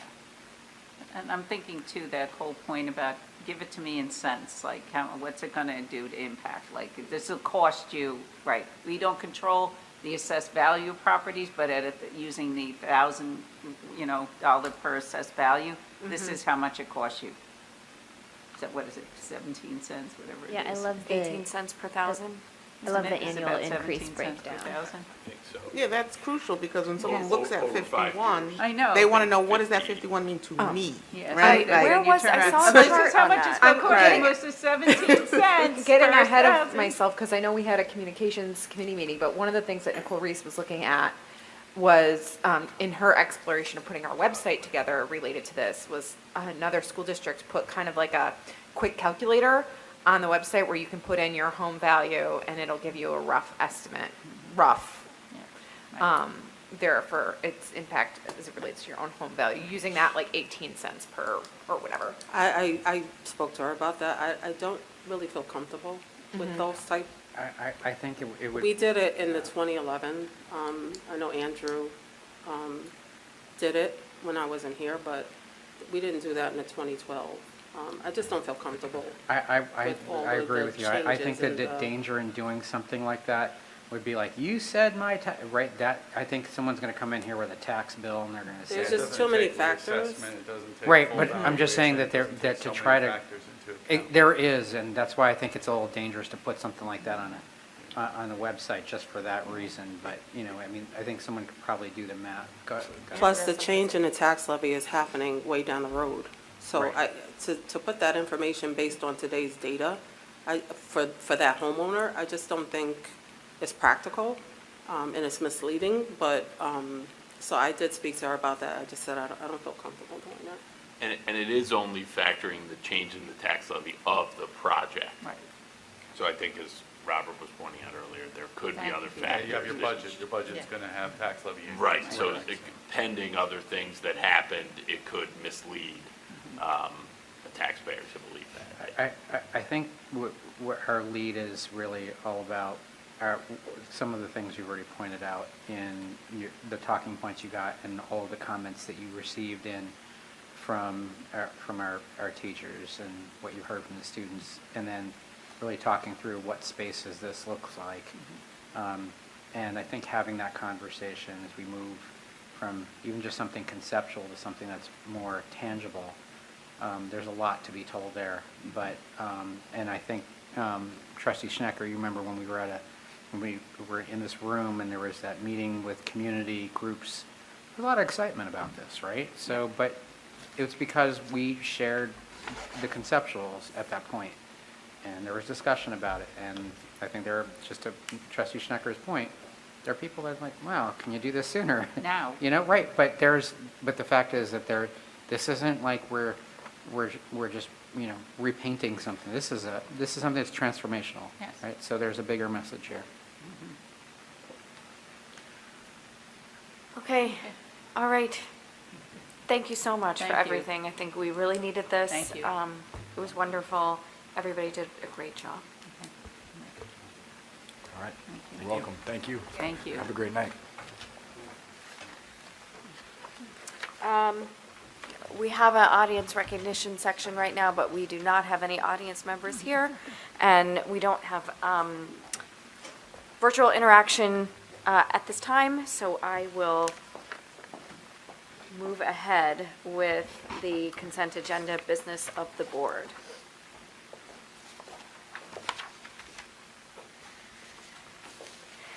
Feel free to stretch.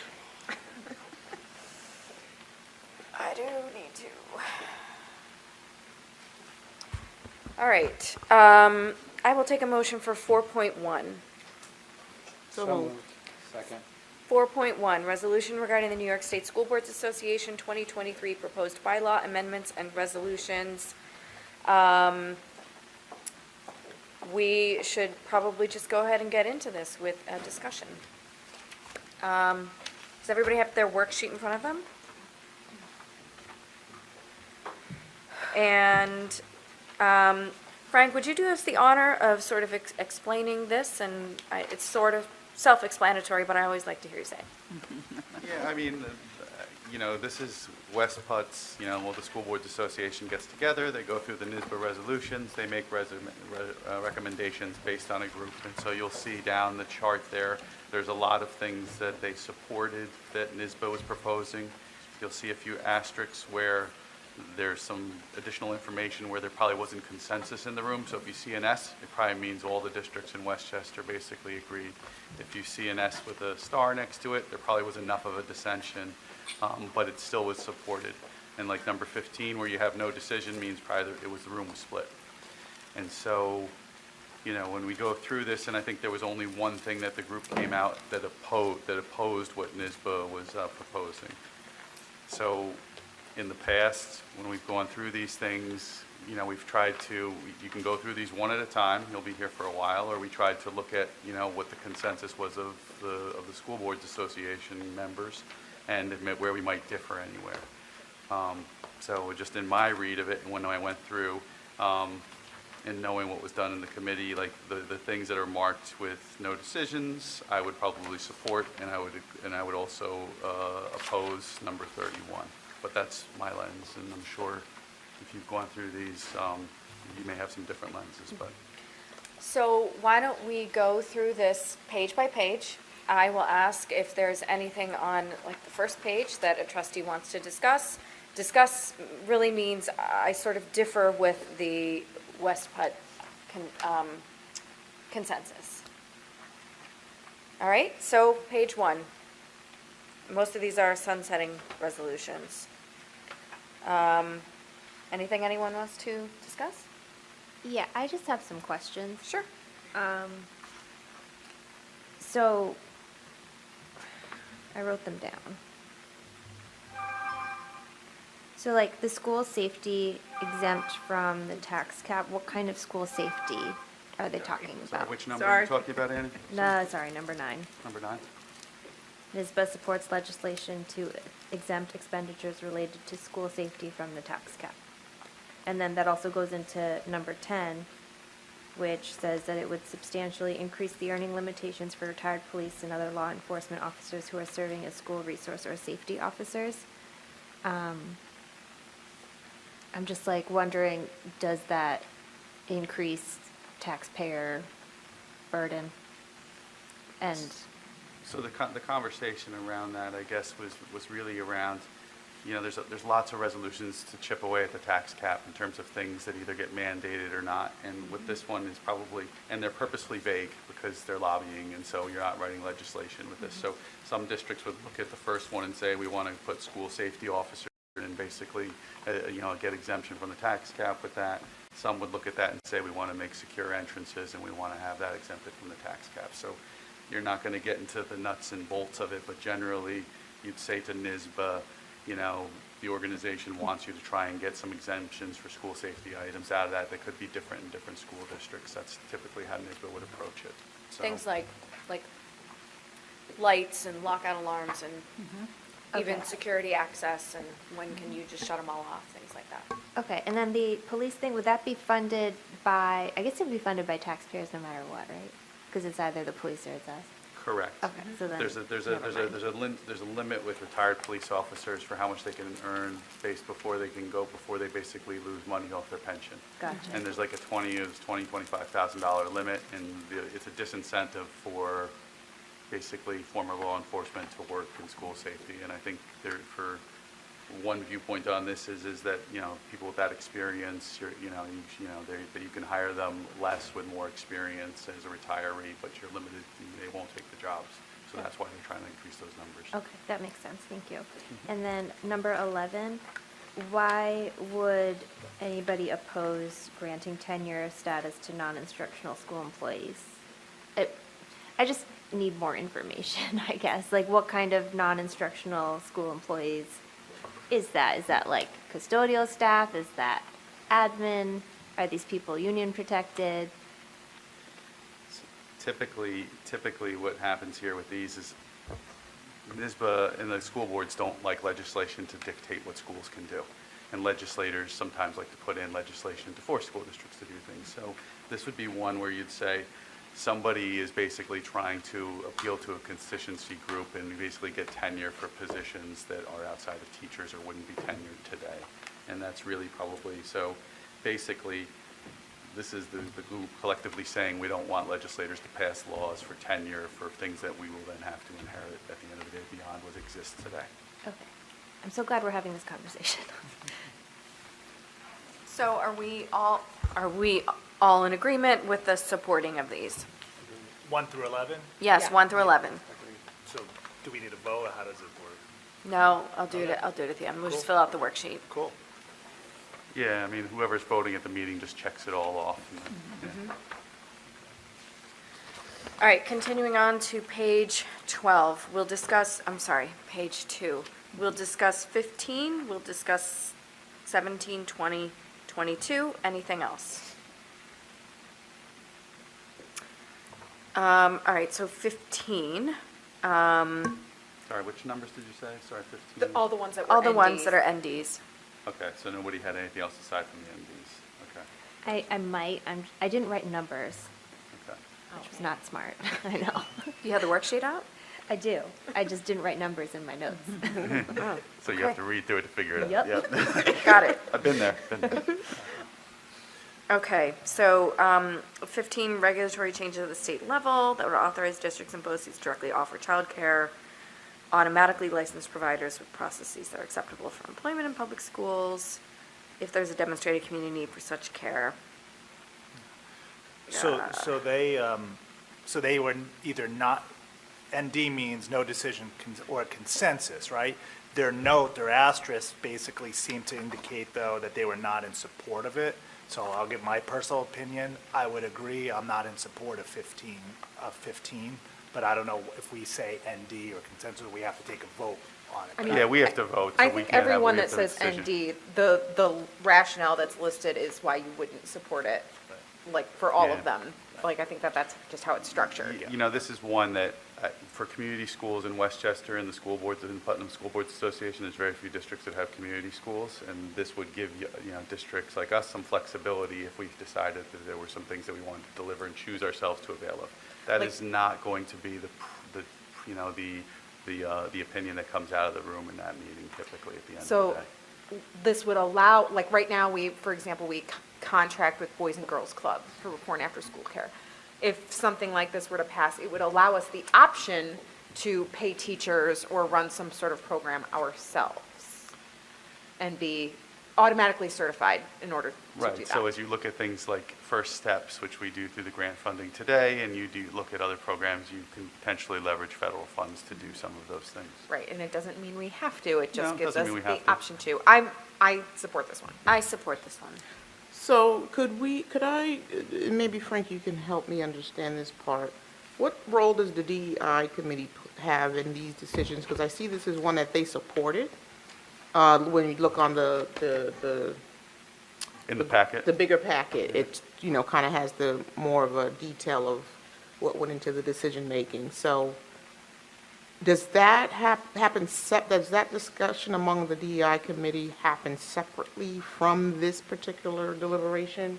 Is that just, Yeah, so the DEI committee was created because the School Boards Association, overall, its members across the board, there's not a lot of diversity representation. So there was a desire to have more of a wider spread that had some input.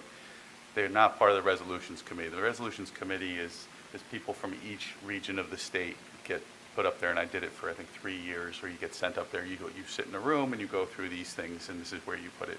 I think the DEI committee was really to make sure that voices that weren't being heard in the Right. Resolutions Committee were being heard. So that, their recommendation to me would be consistent, I think, with a district like Ossining, where you have a community school and those kinds of things serving a diverse population. yeah, that's what I thought. So it's sort of like a, hey, just in case anyone cared what we thought about this, we think it's a good thing, even though they don't have an official kind of standing in the Right. outcome. Exactly. Okay, They're like an advisory committee to the overall. that's what I thought. Thank you. When it says authorize, Frank, on 15, Yep. It's not a mandate. it's not a you must, No. right? It gives you the option. Yeah. Okay. And a lot of these things, the language is broad for that reason. And so, now, does that mean the legislature comes through and puts something that's binding for districts and unfunded mandates? It's always possible. But they tend to do those more on their own when things come from the School Boards Association with more flexible language around it. They tend to kind of go there. But I just see this as a potential, solution for us for an issue that we're trying to solve.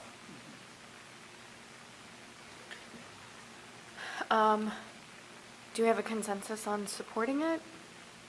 I'm a supporter. I'm a supporter. I am a supporter. Okay, we have a consensus. 17.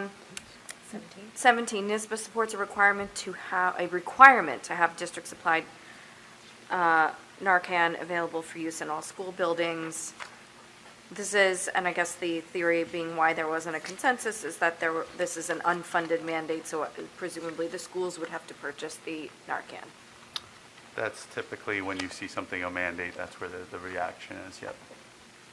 So I think in this one, you're trying to weigh out the benefits of, is it, it's like defibrillators in a building.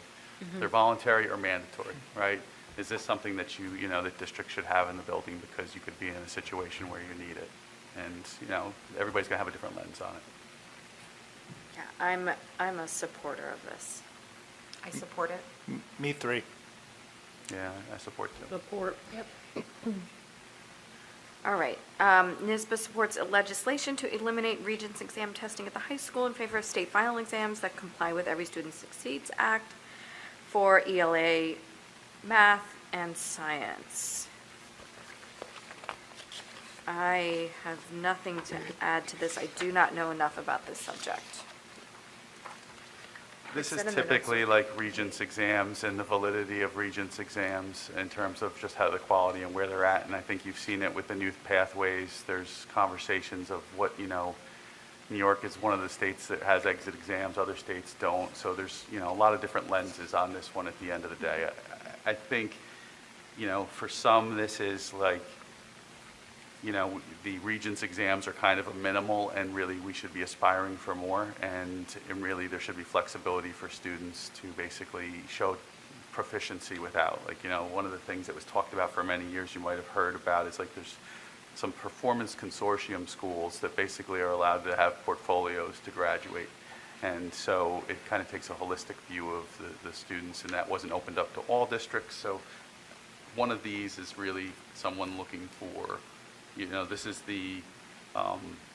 it's a competing battle between basically a test standard versus a broader standard. I mean, I think this is a fair discussion to have because, like, parents of children with disabilities get really frustrated when their kids are in the secondary schools and they have to take these tests, and for whatever reason, they just have barriers to testing, and giving them another option. I know that what did we do? We did a thing. We have the with do not Regents. count. Yeah, Yeah, that's that was the last thing. year. So I guess I'm wondering how that fits into this. I think this one eliminates it. That one was you take the test, and I think if it's. No, it does not factor into your No, grade. I'm saying if you take the test, it does not Yeah. factor at all into your grade, into your final grade. And so this here is just saying, it sounds like it's saying to eliminate it. Is that right, Frank? Just to get rid of it altogether in the high school? Yeah, here's the thing, and you could take a couple looks at this thing. One is legislation. Do you really want legislators making that decision, or the regents? I probably would felt more comfortable if they said, we're asking the regents to do this one at the end of the day versus a legislature. So while I like the idea, I don't want the legislator making the decision. Mary, what do you think? 100% agree. Don't want the legislature, elected people telling, Board of Regents, I would agree, they've got a huge task force, they're doing a lot of work, I don't want legislation. Yep. I'm a no exactly for what you just said, and for 20. We got the Blue Ribbon Commission on it. Wait to see what they say, then we as a district can figure that out from there. Yeah, I would oppose it too. I think it makes Okay. sense. Consensus for opposed. Yep, no, Yeah. I'm support, I'm vote. with everybody. 22, NISBA supports changes to the laws and regulations regarding the provision of preschool educational services to special needs students, including Section 4410, to remove specific barriers to the efficient, effective delivery of these services. Mary, you probably have a unique lens to guide us in evaluation of this one. Yeah, to be honest with you, I wish I could. In my experience, didn't have problems with the Committee on Preschool Special Education, so I'm kind of curious as to the history of this and what actually happened. Again, Arlington, Poughkeepsie, this is typically paid for by the county, and we work with the county, and just wondering what the intention behind this is. I don't. Because I didn't, when I had to oversee this, I did not encounter barriers or problems. I don't have a clue. Apparently, it seems to be, We can also An have a no entire decision. county. Like, I don't have to advocate on it if we don't reach a consensus. That's fine, too. Yeah, I think that's really what the group decides. Traditionally, there's kind of two lenses that come at this. There's special education services and making sure all students get everything they need, and then there's districts that typically will have situations where they feel like they're being unfairly forced to pay for things at the end of the day based on some of the regulations. And so that's really what this is in terms of the decision-making process. And so I think And it it's kind of falls into legislation. two different places. It's legislation essentially, I don't know. I would This is laws and support it. regulations, so this would be for the regions. I mean, if you're traditionally somebody that's looking to support basically students in special needs, you typically don't look to water these things down. But there are like some school districts, and Mary will know, there's some, like you talk to colleagues in other districts, you have basically attorneys that are really running people through the mill with private placements. And so there's a real, when you're sending somebody out of district for $150,000 a year, there's a concern. 100%. And that's the balance here of what you're trying to weigh out with this whole Right. thing. So, Right. and that's why you have a no decision in the room. Right. I agree with that, on the no decision. I would support it. Yeah, I mean, generally, I would support it. I'd support it also. I literally wrote S and then in parentheses, weak, on my notes, Yeah. like, I support it, weak but we I argue and support. No, if we support it, we have a consensus support. Yeah, it's not lost on me that, 3 out of those 4 non-decisions were supported by the DEI committee. I know there's the little nuances of the word legislation and stuff that, probably contributed to it, but I think there's some merit to, which we're kind of agreeing on to some of these, some merit to the basis of some of these. It's just the wording, I think, it really comes down to some degree for some of them. No, trust me, you'll hear that at the resolutions committee. They'll talk about the wording, Yeah. the Yeah. vote, they'll talk about the wording for hours, yeah. no doubt. Oh, yes. All right, so page 3, we will talk about 23. Anything else on this page that folks want to discuss? 24, 25, 28, 29, 30. Just, it's more of just understanding, again, more information. 31. So I guess we got a lot. Anything else? All right, 23, NISBA supports full individual Wi-Fi and cellular access for every household across New York State. I guess the contention is, it is often, resolution does not include affordability, only access. I would support this resolution. Support.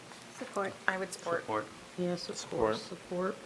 Okay, 24, NISBA include as a legislative priority reforms to funding for charter schools, removing the burden from high-needs districts and shifting the burden to New York State and federal sources. So I read through all of the NISBA rationale and thing here, but it wasn't clear, like, what is the current form? And if this is going to take too long, I'm happy to just move on, but I don't really understand what this thing is saying.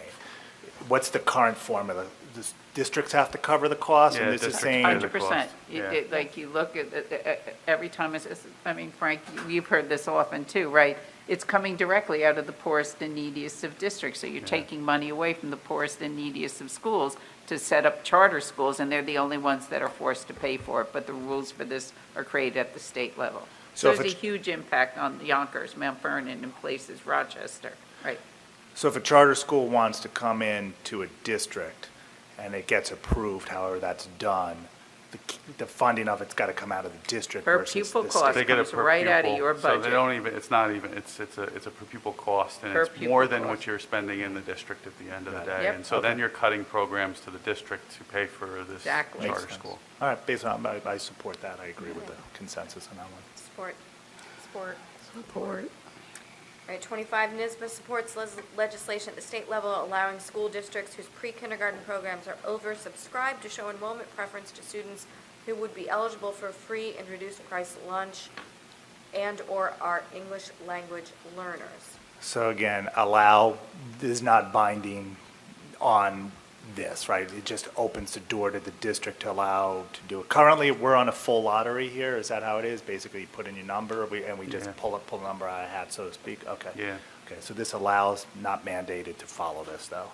I mean, is there, to your point, though, is there possibility this goes up and a legislator says, oh, this is good, let's run it through legislation, but Yeah, that could be for that anything. could happen with everything, Yeah. and Okay. sometimes, so. Fair enough. And just to be clear, like, a lot of these things are on these lists for years and years and years and never get kind of addressed. So just know that this is lobbying, right? It's not law. It's more of a wish list. Yep. Yeah. All right, do we have consensus on support? Yes. Support that. Okay. Yep. 28, NISBA supports legislation to exempt debt service expenditures related to litigation under the Child Victims Act from the tax cap. Just needed a clarification on that again, because the rationale didn't explain this one terribly well, admittedly, in the paperwork. So we're exempting, so if there's litigation and we got debt to pay, if there's litigation against the district, and then what, if we lose, we're saying, and we have to pay for it and pierce the cap with it, would allow us to do that? Is that- Yes, right now, under the Child Victims Act, it can be covered under your insurance policy. However, if the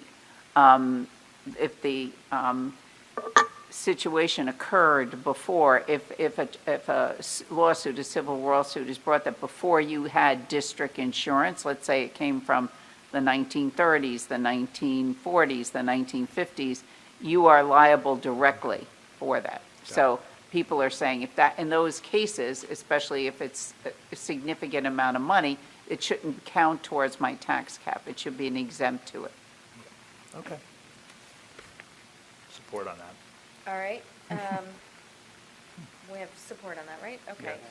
29, NISBA advocates for passage of legislation seeking to decouple student standardized test scores as a metric in determining a teacher's APPR rating. So from our teachers here, do they generally support that as a thing? Oh, Yeah. Yes. Without question. Absolutely, without question, right, yeah. Okay. And then, so, this is not a discussion APPR, but if we decouple the test scores, are there other test scores that go into that as well, or? To give you the big balcony view, before 3012C and 3012D, which were the APPR legislation, you could determine that locally. How did you want student performance to be Okay. used in this? You have no choice, and what actually is here, as a metric, the state dictates that metric. They dictate everything, right? But just to be clear too, the previous governor had this one in his craw, and basically went with a very draconian kind of, teacher evaluation system that didn't 100%. have any research behind it. None. This is one of those things where it is in law, and so you do want to support legislation on this one to basically undo something that I would say was really stupid at the time. Yeah, well stated, Frank, On the record, 100%. all right, all right. Yeah, you spoke about that a little bit at the new teacher, Oh, at the fight, You're, yes, all over, like, yeah. like Cuomo telling me I was baloney, yeah, that headline, okay, yeah. Yeah, right, Mary, so you we had a s- reputation up there in Albany, Mary. Loved it.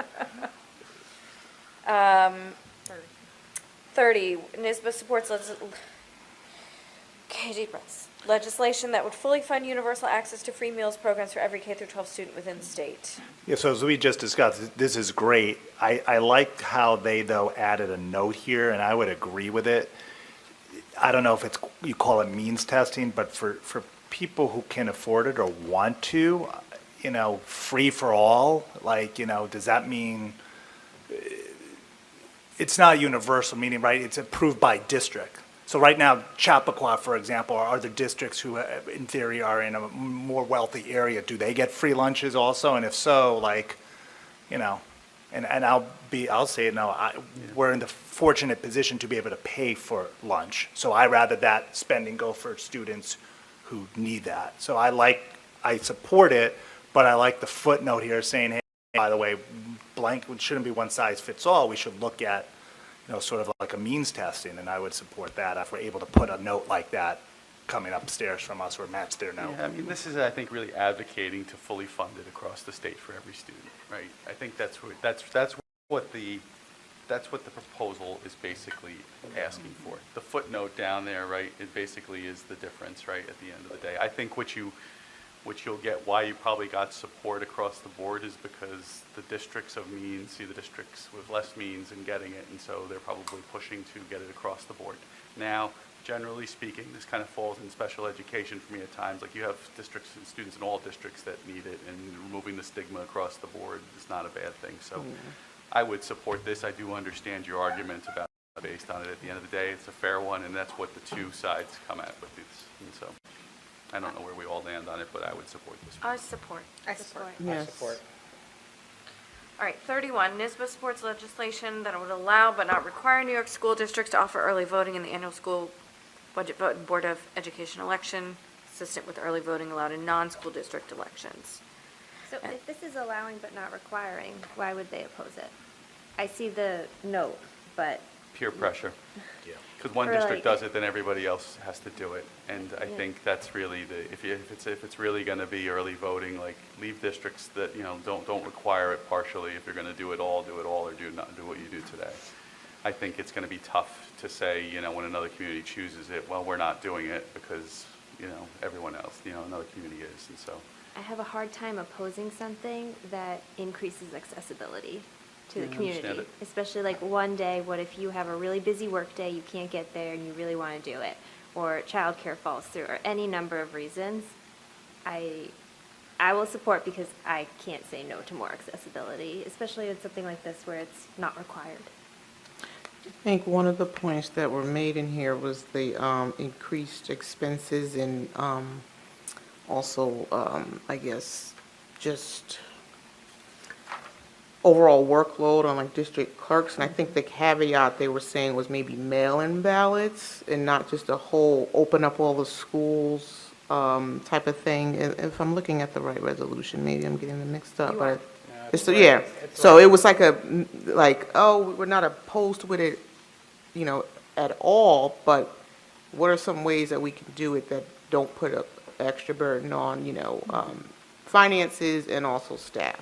Okay, I was So- going into it assuming that mail-in voting was part of it. Am I No, not correct? I in that? think it's more of what we would have to do, because there are a lot of people that are involved from the school district perspective, and the effort that has to go into it over a longer period of time, like the day that you're voting, you have. And the impact on instruction, because you're Yeah. opening up the schools to do it. so You just do. so you know, Illy's nodding behind you. I know, on I see that. her, I see her, and I'm like, I'm so sorry. I'm going to oppose on this one. I oppose. I oppose. Yeah. I'm At still this going to time, support, but that's fine. I understand the point. Catherine, could you just have 32? I don't remember if I'm. No, I didn't. Oh, yeah, so 32, my question was, I didn't really the rationale didn't really explain this. What is this? What is receivership? Remove punitive consequences. So right now, if you go into receivership, what are the punitive consequences that are applied? And we're saying, well, take that away, make it more, supportive. So if you Yeah, go- and Mary, I don't know if you want to Yeah. jump in, but receivership means basically the state comes in and starts to run your school, and so the board doesn't have the ability at that point to do it. So a school boards association is almost always going to oppose receivership. Now, I'm sure there's experiences, and Mary, you've had them too, where sometimes you need it in a district, Yep, right? yep. So this is a kind of a tough one, but basically, I think if you were to, the districts like Albany that got impacted feel like they've been sort of unduly burdened by that. I don't know, And Mary, this if you would want be to add at any least color. ramified. Yeah, I This mean, would apply for, with the right commissioner and with the right Board of Education, I think they come in and they do, I haven't worked with them, they go in with the best interest of kids at heart. I would not want to limit that ability in some places. Having worked that and been there and seeing and actually having very important groups, the New York Civil Liberties Union, the NAACP wanting that in certain areas because of what was going on locally. They see Yep. it as an equity issue. You need someone from the state if the local community is not doing everything in best interests of kids. So, having worked in that and seen that, that's how I see it. Yeah, I think it's a good thing that the state has that authority if they choose to exercise it. So you would recommend opposing Yes, changes to that this? would, right. No, I get it, I agree. Fully support. So but I Mary's oppose. position is to oppose, yes? I would oppose. yeah. Okay. Oppose. Okay, oppose then. Okay. Okay, Do we got consensus on that one? yeah. Okay, cool. Next page. Anything? 33, 34, 40, and 42. And 43. All right, 33, 34, Yeah. what were the others? 40, 42, 43.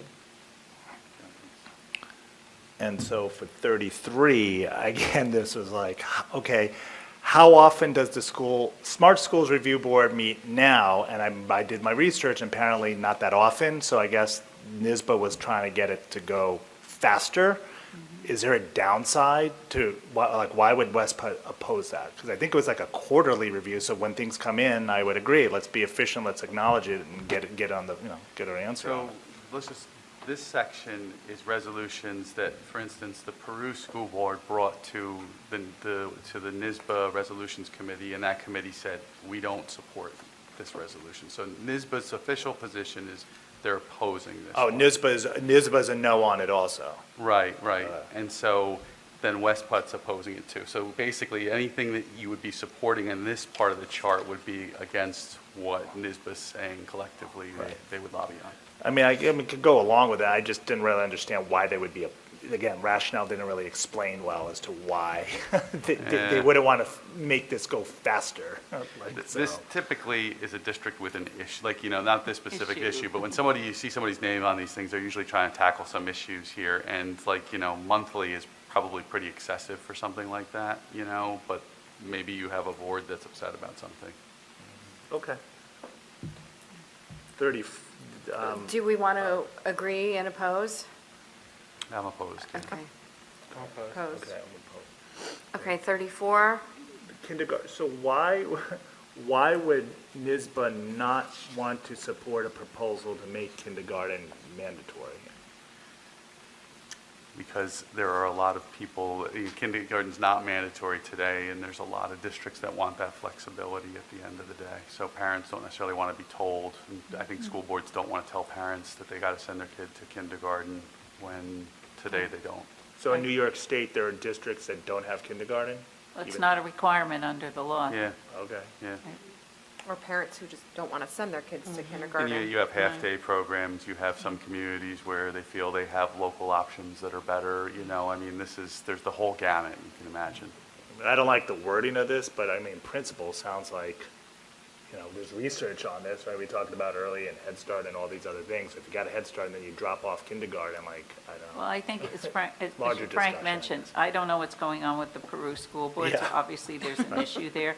But at the end of the day, school districts that are doing good work on behalf of kids monitor attendance at kindergarten and work regularly with families and parents to ensure that, kids are available. And, yeah. And the explanation states that school boards have the authority locally to determine that. And Okay. so wherever we can maintain local Yep. control as opposed to state control. I know this has come up before, and some of the more rural school boards have said, we have our children work on the farm with us, we teach them math, we teach them all kinds of things, but we don't want to have to turn in an education plan to the state to say how we're homeschooling them, stuff like that. Okay. Are we good with opposing? Yes, I'm good to opposing. Okay. 40, legislative priority issue additions to general municipal law allowing board members the ability to participate in district's life insurance plan at no cost to the board member and upon approval of the Board of Education. Such plan will cease when the member is no longer serving on the board. Yeah, so on this one,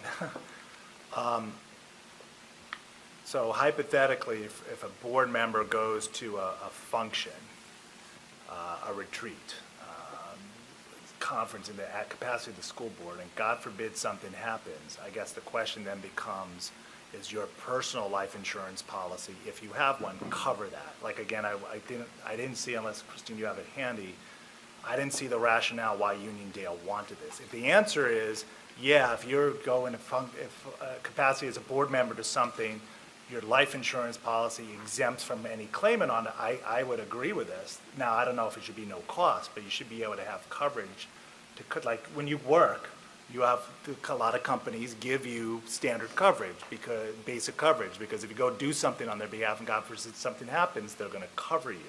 So the question, I wouldn't necessarily oppose this thing. The no cost, we can debate that, but to me, we do something, we're volunteering our time, we go somewhere and God forbid there's a car accident and we're not protected because our personal life insurance policy exempts because you're on the school board, yeah.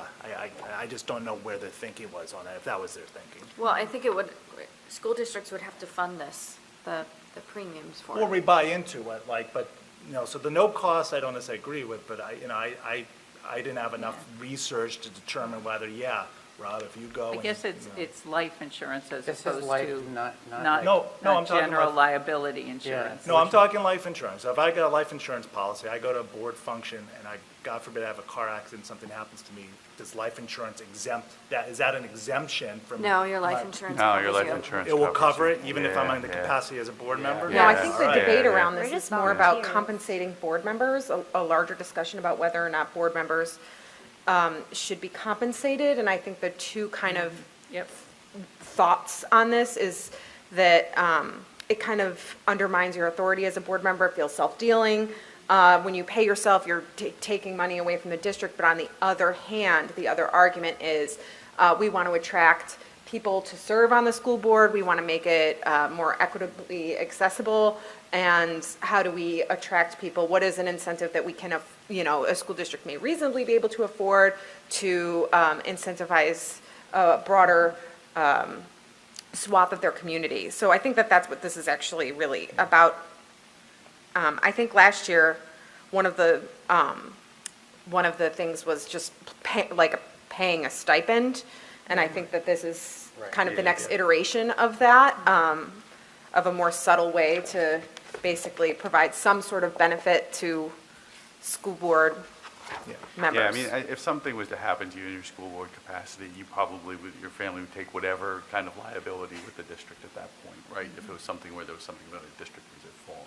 I think from a compensation standpoint, Christine's right. This is about, like, board members haven't been paid, the system's working. It's a If you perk, put something in here, you know, it undermines you when you go out and people come into a meeting and say, well, you know, they're paying for your life insurance, you know? Yeah. And so I would generally oppose it. I do understand the question. Yeah, no, if I probably should have asked life insurance, hey, you know, can you confirm this wouldn't exempt me out? If the answer is no, you're good, then I would oppose this, but I didn't.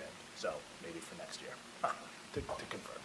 It probably won't get through, Rob, so, and unless they have it in their craw to bring it back, you know.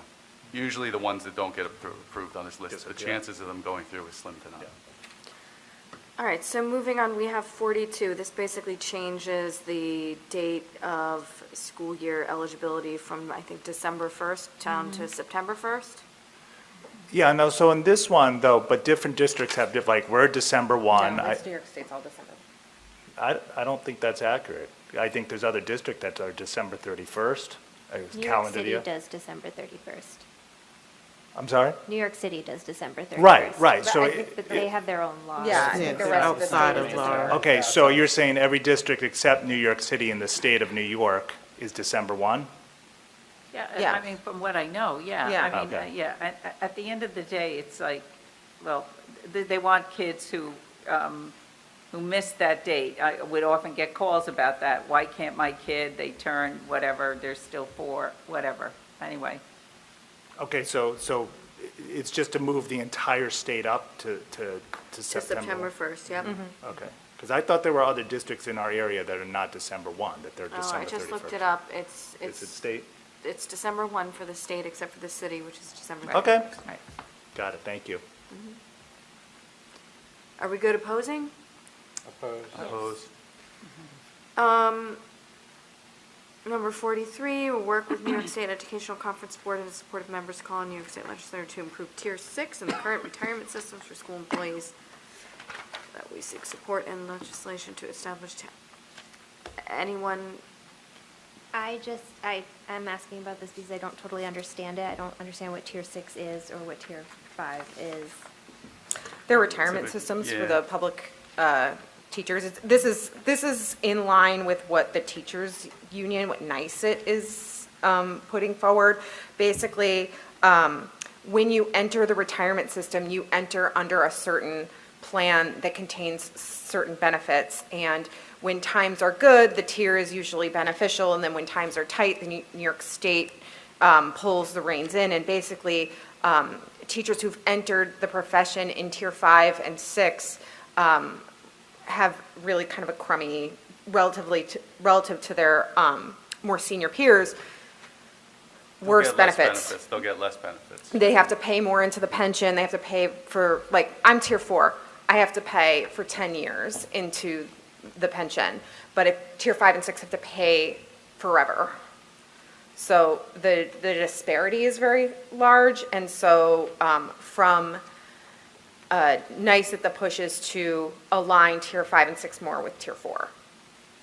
Yeah, so the school boards wouldn't be looking to put more money into this. That's why they wouldn't It support costs this. the school This is districts more money. This is a more union-friendly Right, position right, than right. than a school Right. district-friendly position. And I will say, as a Tier 4 member who, because of my age, Tier 4 was set up that we were supposed to pay in our entire lifetimes. And because of something that happened in 1999 for every single tier in all public sectors, that changed because the market was doing well and school districts didn't have to put in much as the employee did. What they should have done back in the day, and I've been advocating that for years, and then when it turned around, because it swings where you have to put in 14, 15, 16%, that's less money in the budget that you have to set aside for kids, and the employees then don't have to put any at all. It should have been tied to economic indicators. That's always been my official position. But again, it always comes down to what limits are there that you have in your own school district budget. So it has created, but at the time, Tier 1 paid nothing, and Tier 4 was different. So that's the little bit more background on the topic. But it goes down to funding and about the amount of money a school district will have to pay in to it. This is making me so torn on like financial responsibility and also wanting people to be able to enjoy retirement. Correct. Welcome, welcome, welcome. Welcome, yes, that's the My best sense way. of justice is gone. Exactly. I just, before we move on, I know we still have to get the consensus on this, but I'm hoping we can really quickly discuss 39, just because it was sort of in the same vein of number 40, but after, of course, you establish where we move on from 43. Okay. Wait, sorry, for 1 second, we're not supporting 43, or we are? Or you want to discuss them together? 43, I think I'd keep them separate. No. I would be opposed to 43. Okay. I would oppose as well. I think I have to abstain from that. I'll oppose. I'll oppose that. I'd also like to talk about 44, I'm sorry.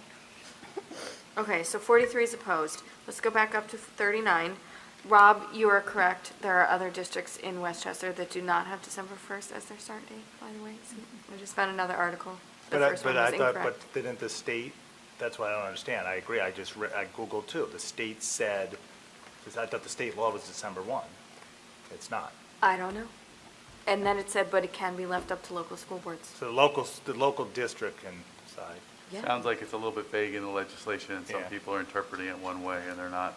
I mean, it doesn't change, we voted, doesn't change Yeah, my it vote. doesn't, I mean- But I do like uniformity. So to me, like, because you could go to here, you go to a different district, your kid's, going to be different aged. I came out of New York City, so when I came upstate, I was the youngest by far in the class. So to me, I like the uniformity, but I don't know, September 1st thing. Anyway, thank you for checking. 39, NISBA supports the law requirement that each board member attains 6 hours of professional development each year after they complete the required mandated training. So I just, this is kind of like, since it's so similar, sort of, to 40 in terms of, throwing kind of like a wrench into the already formula of established board service, but I know these are conversations that we've kind of had, and we haven't had our board retreat yet, which will be coming up, which was going to be tonight, but we had a, very important conversation to have. So I'm just curious, I know there's rationale that's given, which makes sense as to why you wouldn't, but it seems contradictory to the explanation, right? Like it's saying the rationale would be because there's so much misinformation and there's just a wealth of knowledge to be had and all these other factors, but then it goes down to saying, it's difficult to find community members to run for school boards, so it's like, we want whoever we can get. But then they're acknowledging that they should have at least an opportunity for people to learn from a factual point of view and from what I would call a neutral learning point of view. That's just something I'm curious as to what our thinking is on that, only because these are conversations that we've had to some degree, and we have a board retreat coming up, and I'm pretty sure some elements of this might arise out of that. I think the challenge you have is that, right now, I don't think we're currently asking for, a certain number of hours per year for any board member. And the question becomes here, you just take any kind of professional development just for the sake of taking it? Or are we taking it because there's some sort of structure that we're putting in place? It doesn't feel like there's any kind of structure. It just says, and I agree with you, like the rationale and the explanation seem a little odd together, but the board, because one says it's going to improve the board's performance, but very unclear in terms of what it will do because there's no structure behind it. So if this came back and said, hey, it requires this and this and this, a little more detail behind it, that might be something to have a discussion about. But this year, you could take just about anything. And is that, I mean, they're purposely vague, but it does say NISBA would support a law or requirement. So they would basically, if you were to approve this, you basically would, they would come out with a recommendation, right? And that's where you would go. does NISBA oppose this? NISBA opposed it. The Yeah. Resolutions Committee opposed it. No, the rationale. I think it's probably, generally speaking, for the things that Melissa said, which is more time, more things. But, is it a good thing to do? There's probably a lot of boards that could benefit from it, from some sort of structure at the end of the day. So, But there seems to be widespread opposition to this, right? So. yeah, board members don't like to do mandated trainings. No, I don't think I mean, I don't, 6 seems a lot. I mean, there are years I was not able to do 6. There were other years where I was able to do 12. Like, I would love to see it do something like the Bar Association, which says you have to 24 within 2 years, and then you sort of structure it however you want to do it. Remember, you're also paid to be a lawyer, No, right? Well, and term lengths In theory, don't fit into that, right? Different school districts have different term Right. lengths, and sometimes people are just interim, if somebody drops out, then they just complete a term. How does that fit in with their number of hours that they have to do? So it sounds like it's a combination of the vagueness and the explicit, this many hours is how many hours. But I think, personally, I feel there's merit to this. And I think it also provides a neutral opportunity for, when we talk about the explanation about it's hard to get board members and things of that nature, I think it really provides a level playing field, if you will, for new board members to have learning opportunities that aren't tied to any particular cause or person or anything like that. They can just have an opportunity to learn and grow in a neutral way. But yeah, I get the rationale. It's not really fleshed out, but I think I'm glad it's on here as a point of discussion, that it's being had.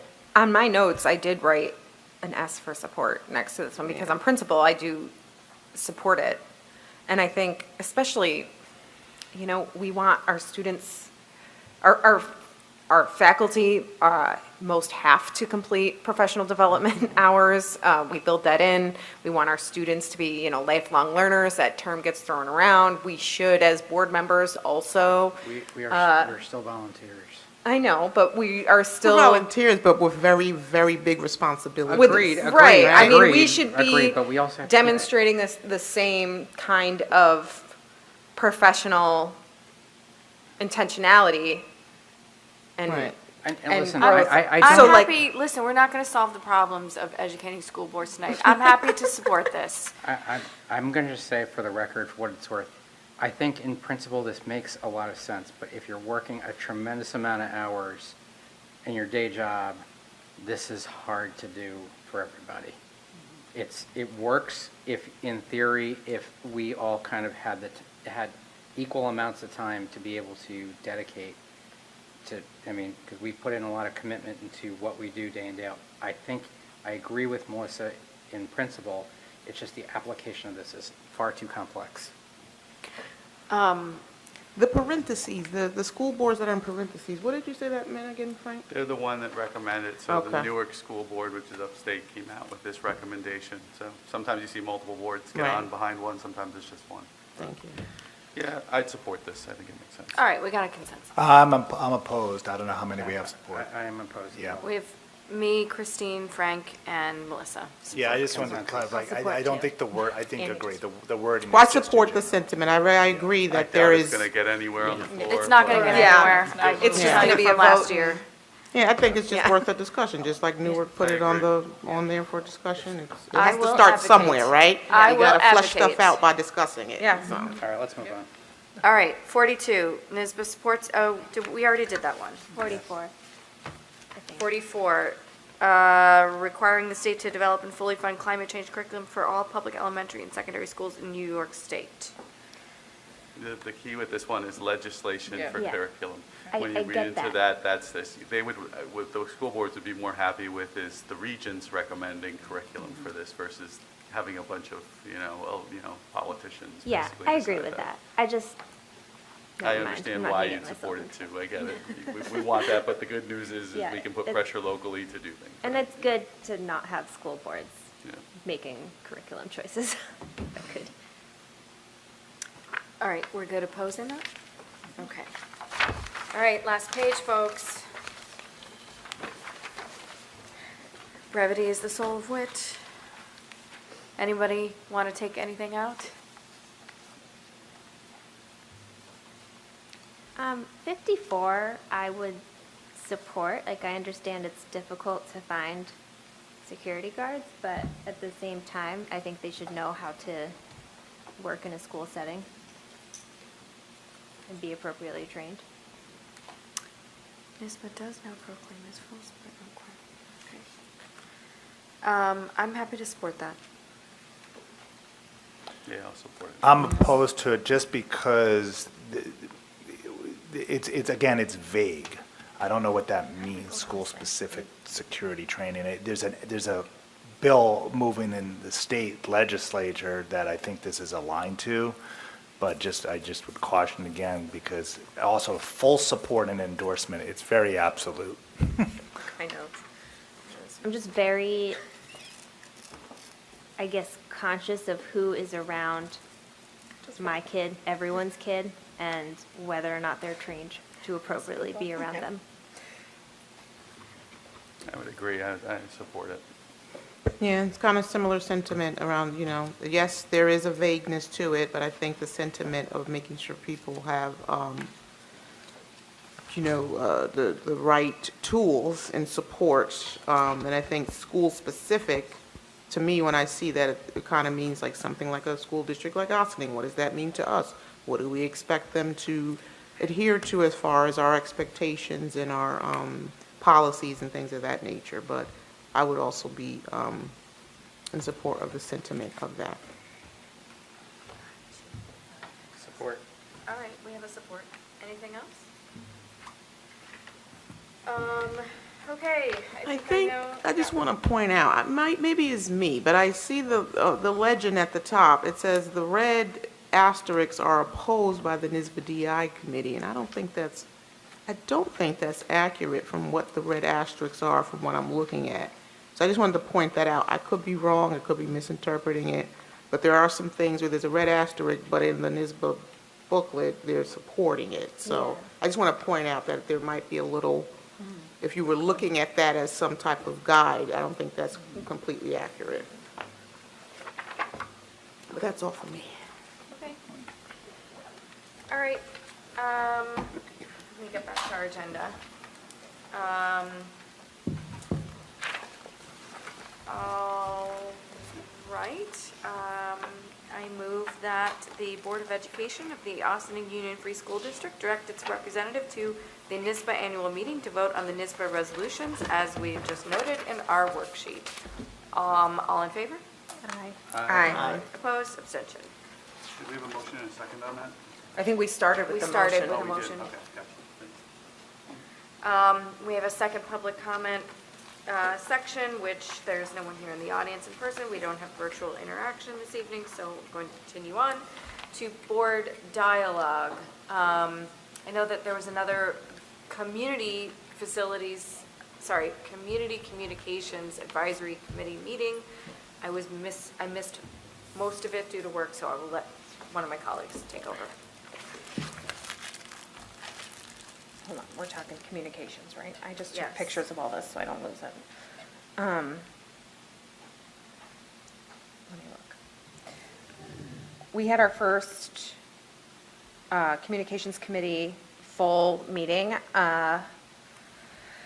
Let's see, roughly 10 parents. Anthony Denoto, our PR communicator from BOCES, was there. We had 2 students and 2 staff members in attendance, in addition to Nicole.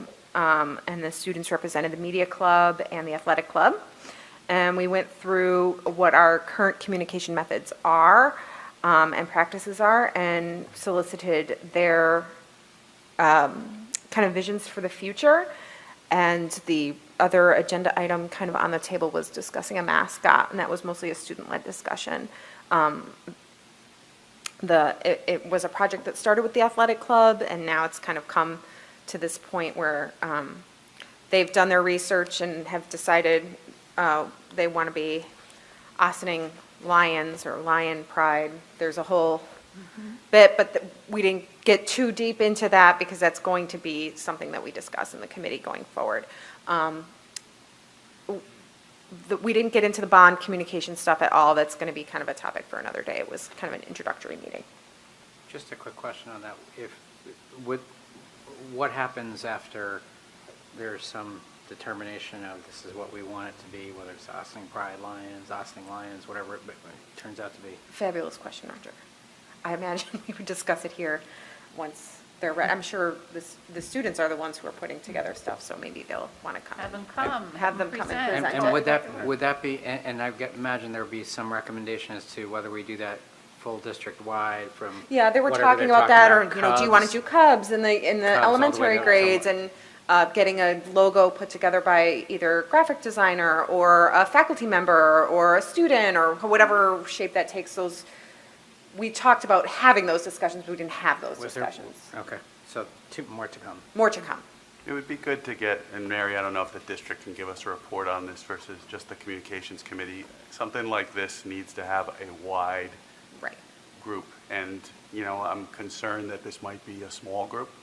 And, when we're talking about mascots and genders and all these things, there's a lot to consider here. And so I just think that I'd like to know that there's a much broader thing here than a few people getting together saying, hey, we want a lion mascot. I think this is more than just a few people. I think it's like it's a student community. And for their part, I know that they've gone out and surveyed the other students outside of themselves, and they did it as part of a project in one of Danielle Castrio's, and I think I'm remembering her name correctly, one of her classes. I think the athletic And- leadership class does this. Right. My question is does this go beyond that, And yeah. I would like to hear more about that. Yeah, fair. That makes sense. But I will say, there are members in my household who may not be opposed to us being the Lions for reasons that may or may not have to do with football, but. Well, I pointed out, right, if we're Lions, you got Croton Tigers and you got Briarcliff Bears, so you have Lions, Tigers, and Bears in there. Oh, my. Oh, my. Right? Oh, my. More to come. It's going to Credited be my one wife of for the that things one. that they discuss. I do think that they have kind of hit a pulse where there is kind of a desire more broadly for some sort of mascot.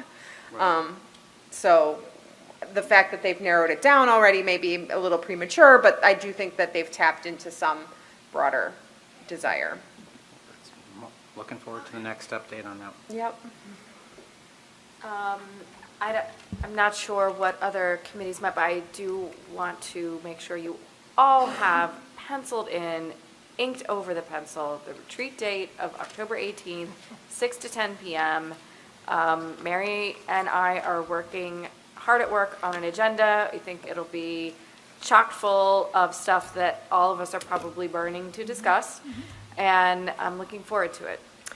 Speaking of which, Our board self-eval is officially up in super eval. Thank you, Illy, for moving the parts of that. I'm going to send out an email tomorrow that just has the instructions for how to complete it, with a link to kind of a PDF version. And the ask is that you complete the self-evaluation on your own before the retreat so that we can discuss the results at the retreat. I would set aside probably an hour to do it thoughtfully, because you fill out each rubric answer, and then you have to, in order to submit, you have to submit a comment. So, And we will see each other's names yes, connected to the there's no comments. anonymity. You should know that. There's a pop-up window that says this And that's is to not be anonymous. discussed at the retreat, though, Right, right? because So- it's meant to be a jumping off point for discussion, So do it by, yes, and I will send out an email with more specific instructions, but it is available now if you feel like you don't particularly We need it. do have a lot of items on the agenda itself. Do we have sufficient time for that, on that? Would that be part two of the retreat? I'm still going through everything with Mary, Okay. so we'll figure it all out. Do we have time for what, the discussing the board eval? The board eval, yeah, but we will make time to discuss. I mean, I feel like 'Cause I've it's been really advocating for this necessary. forever, and I'm glad we finally got here. I know, me too, and I think it's really necessary when it comes to setting our goals that we be evaluative. No, I think we should do it, just I want to make sure we have the time to have a thoughtful discussion. And the last thing is Frank, Annie, and I were at the audit committee, and tomorrow morning is due back to any comments that we had about the audits that were presented, but overall, I think everything, right, fair to say, looked, Yeah, right? we approved them minus any subject to any comments people had. Yep. I want to thank, Westput is having a roundtable on October 12th. Melissa, Annie, Rob, myself, I believe, will be attending. So that is a great professional development and learning opportunity that is being taken advantage of in real time by board members. So thank you to everyone who is attending that. And I believe Melissa is planning to attend the state school board conference. So thank you, Melissa, for doing that. I think you're flying solo. Yes, unfortunately, You know, I think- you I will think be that- Ossining's champion at I that. think the tough part about there's so many like sessions to go to. I wish I Yes. could go. I really wanna go. I Could cannot we make try to Buffalo wrap happen this that one up and weekend. get to Yes, exec let's if we go. could? That'd be All right, any other share-outs from dialogues? That's it. Okay, we do not have an executive session, okay. Okay. I will take a motion to adjourn the special meeting of October 4th, 2023. So moved. Second. Any discussion? All in favor? Aye. Opposed? Abstention? Thank you, everyone.